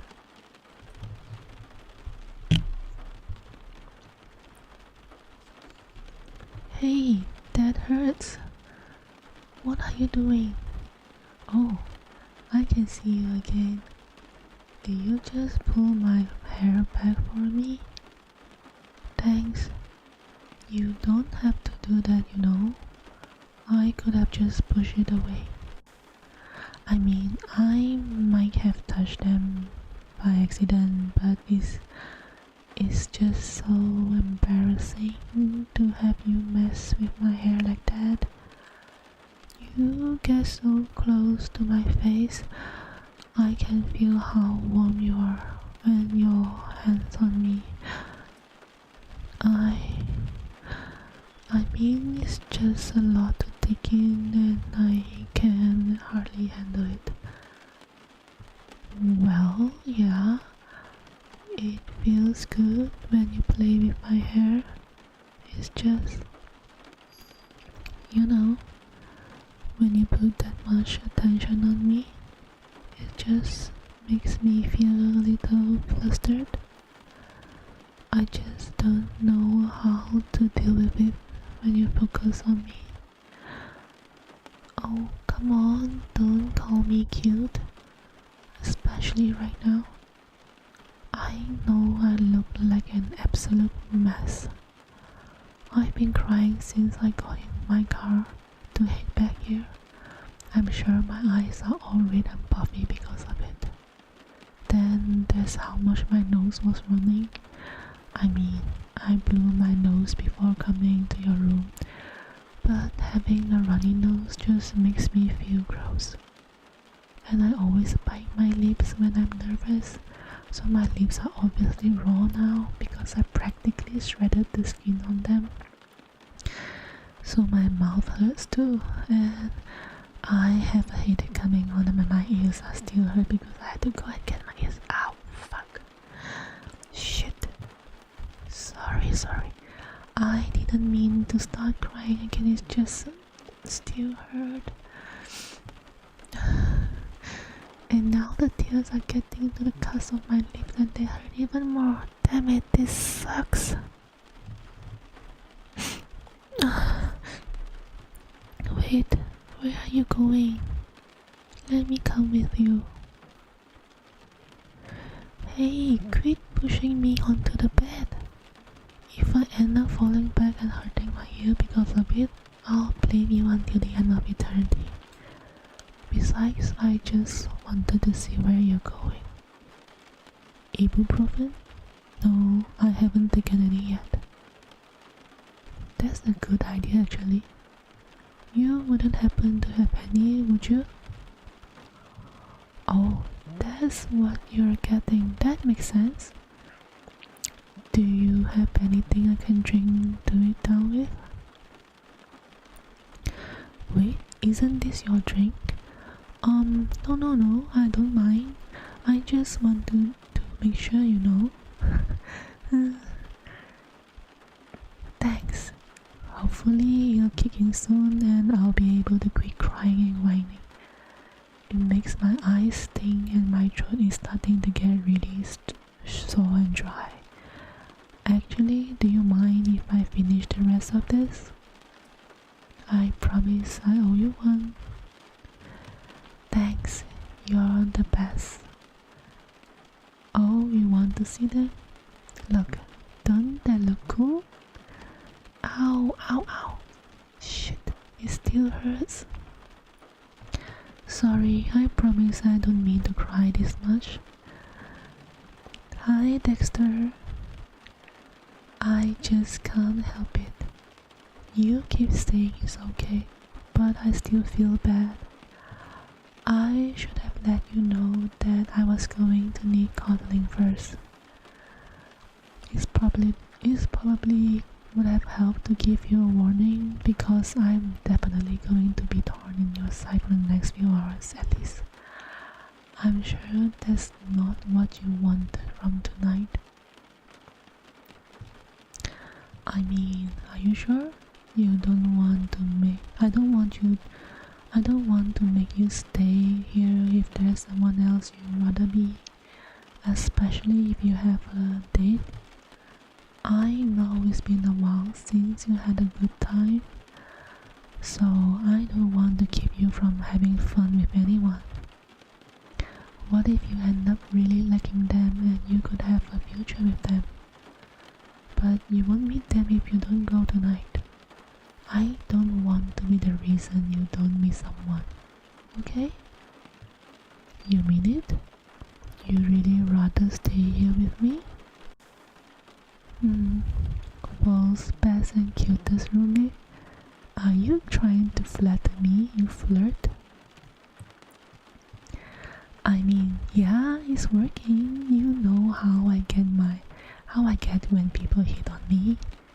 I get flustered so easily that I get embarrassed, and then I get even more flustered, and it's just a cycle that ends with me being a tongue-tied mess. Oh, shut up. You are just making fun of me. I know you are. I do not look cute when I'm embarrassed. I look like a shaky, stupid mess. They still hurt. God, I just want them to stop already. Haven't I suffered enough? Hey, don't laugh at me. I am but an injured baby dear, adorable but sad. You are supposed to help me out. Yeah, the ibuprofen is helping, but they still hurt. I can hear my blood rushing in my ears, and my headache is getting worse because of it. But at least now I'm plenty tired, so I'll be able to take a nap soon. I guess I'll head back to my room and try to figure out a way to lay down. Sleep here, Clyde. Sleep in your bed. Are you sure? I mean, I already invaded your space enough. I can just go back to my room and sleep there.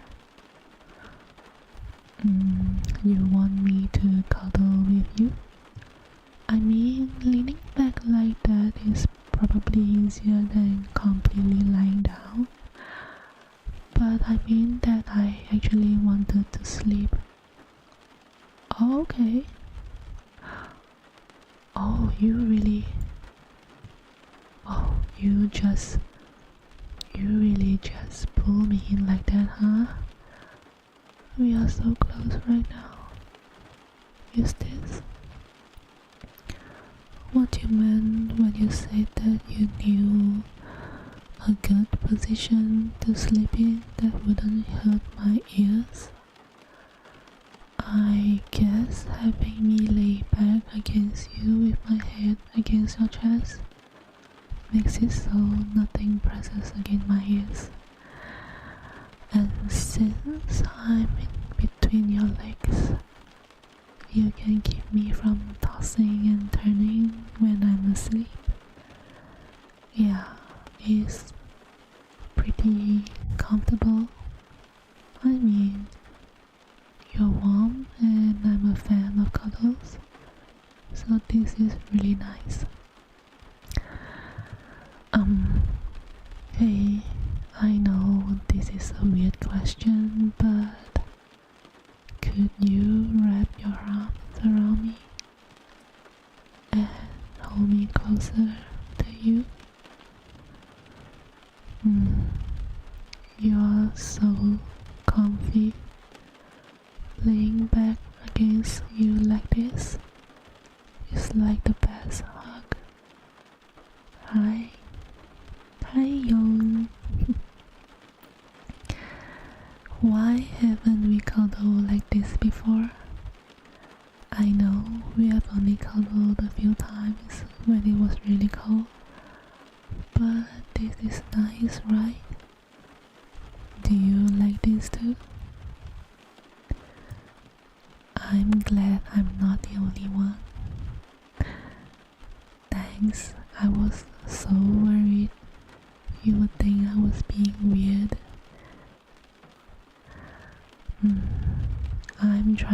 I'm gonna try to sleep now. Hey, are you still awake? Well, yeah, but I was just making sure you were awake.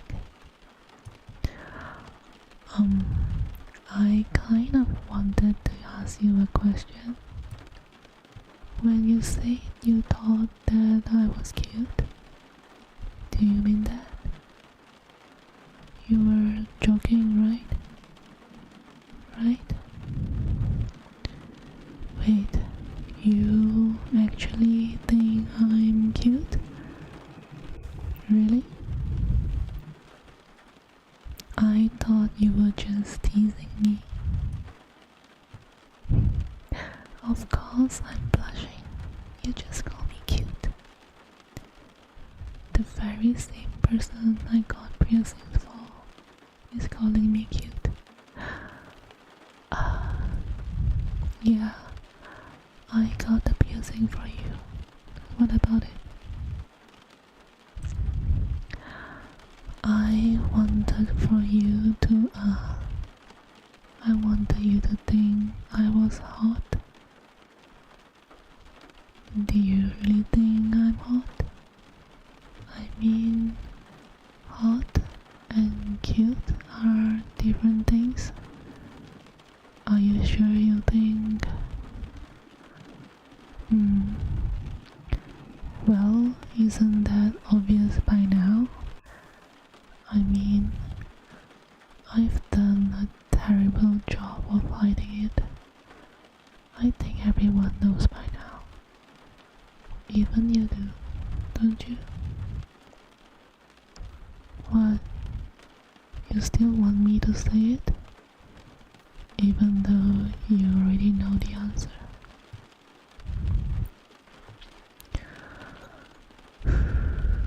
You are being so mean, you know that?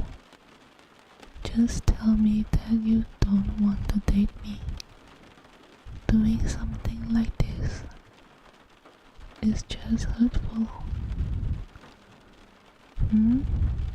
What do you mean? You never said that you would reject me? What are you saying? Hey, what the?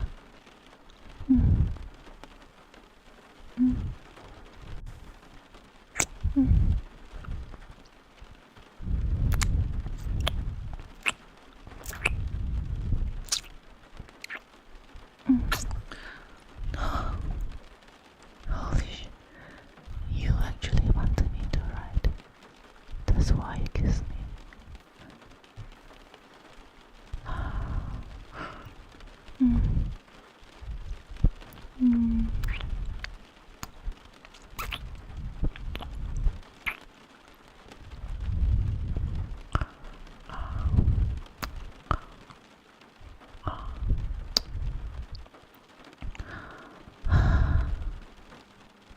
That felt so good. Your lips are perfect. I want your mouth again. I need another kiss. Just one more.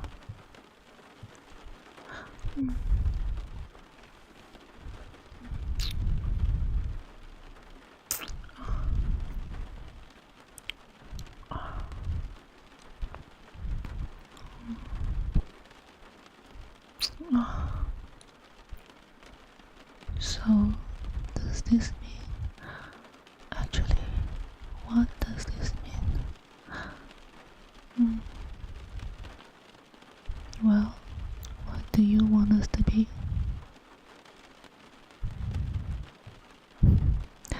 Oh, thank God. I want to give us a try too. I think we'll make a pretty good couple, if I'm being honest. I mean, so long as you can put up with a crybaby like me.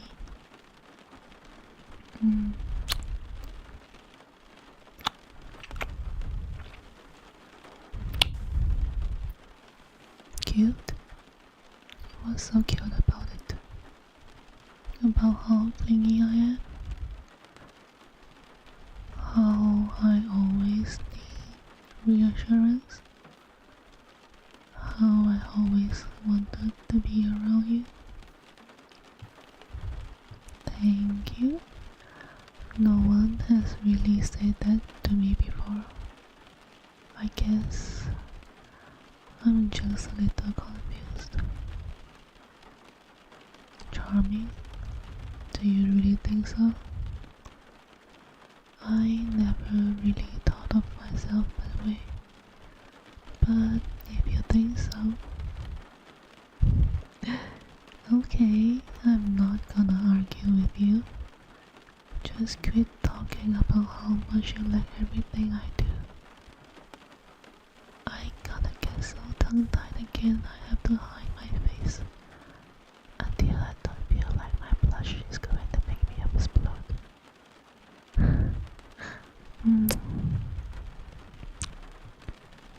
You are absolutely fantastic. I can't wait to date you. Oh, wait. I mean, we are already dating, aren't we? Now that we say we want to date each other, we are dating, right?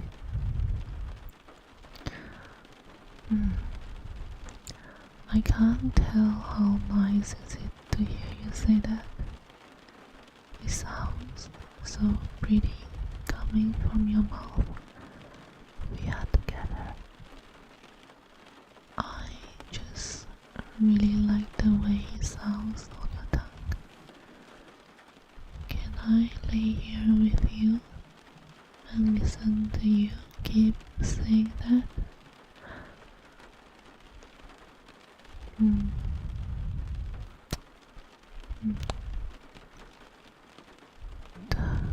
Don't kiss my neck like that while saying it. It feels too good. Fuck. It feels amazing. I'm gonna want to stay here all night if you keep doing that.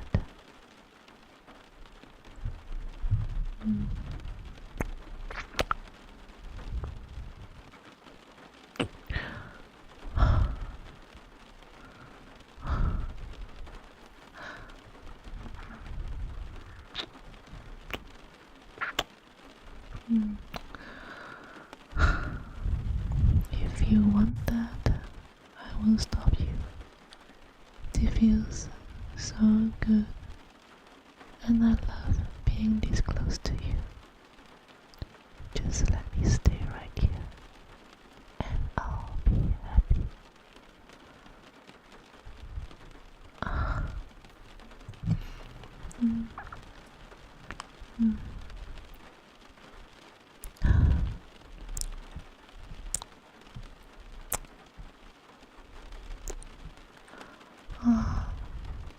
So warm. Can you move a little higher? Just under my jaw. Yes, that's perfect. Right there.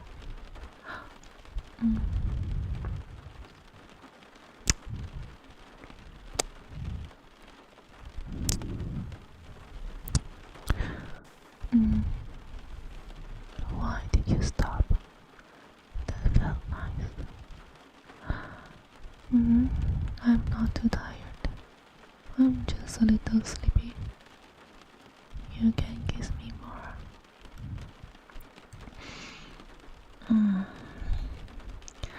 Fine, I'll sleep for now. But you better have more kisses for me when I wake up.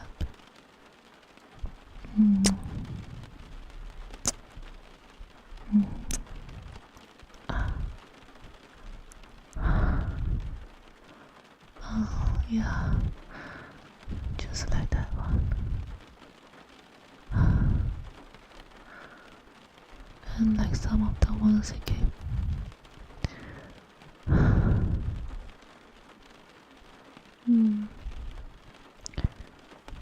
Good night. I can't wait to see you when I wake up. Oh, and when we wake up, I get to kiss your neck too.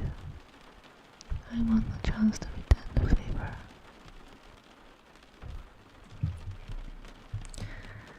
Okay, the end. Yay! We have done so much today. Hello, hi, I'm glad that you made it. But I'm going to end the stream Because I've been streaming for about 4 hours already, and I think I'm good. Yeah, I'm getting a bit tired and hungry. I hope everyone enjoyed the stream, and I hope you click the follow button and follow me on Twitter. I hope everyone has a nice day or evening, and thank you so much for coming and staying until the end of the stream. And remember, you're all loved. I hope to see you guys next time.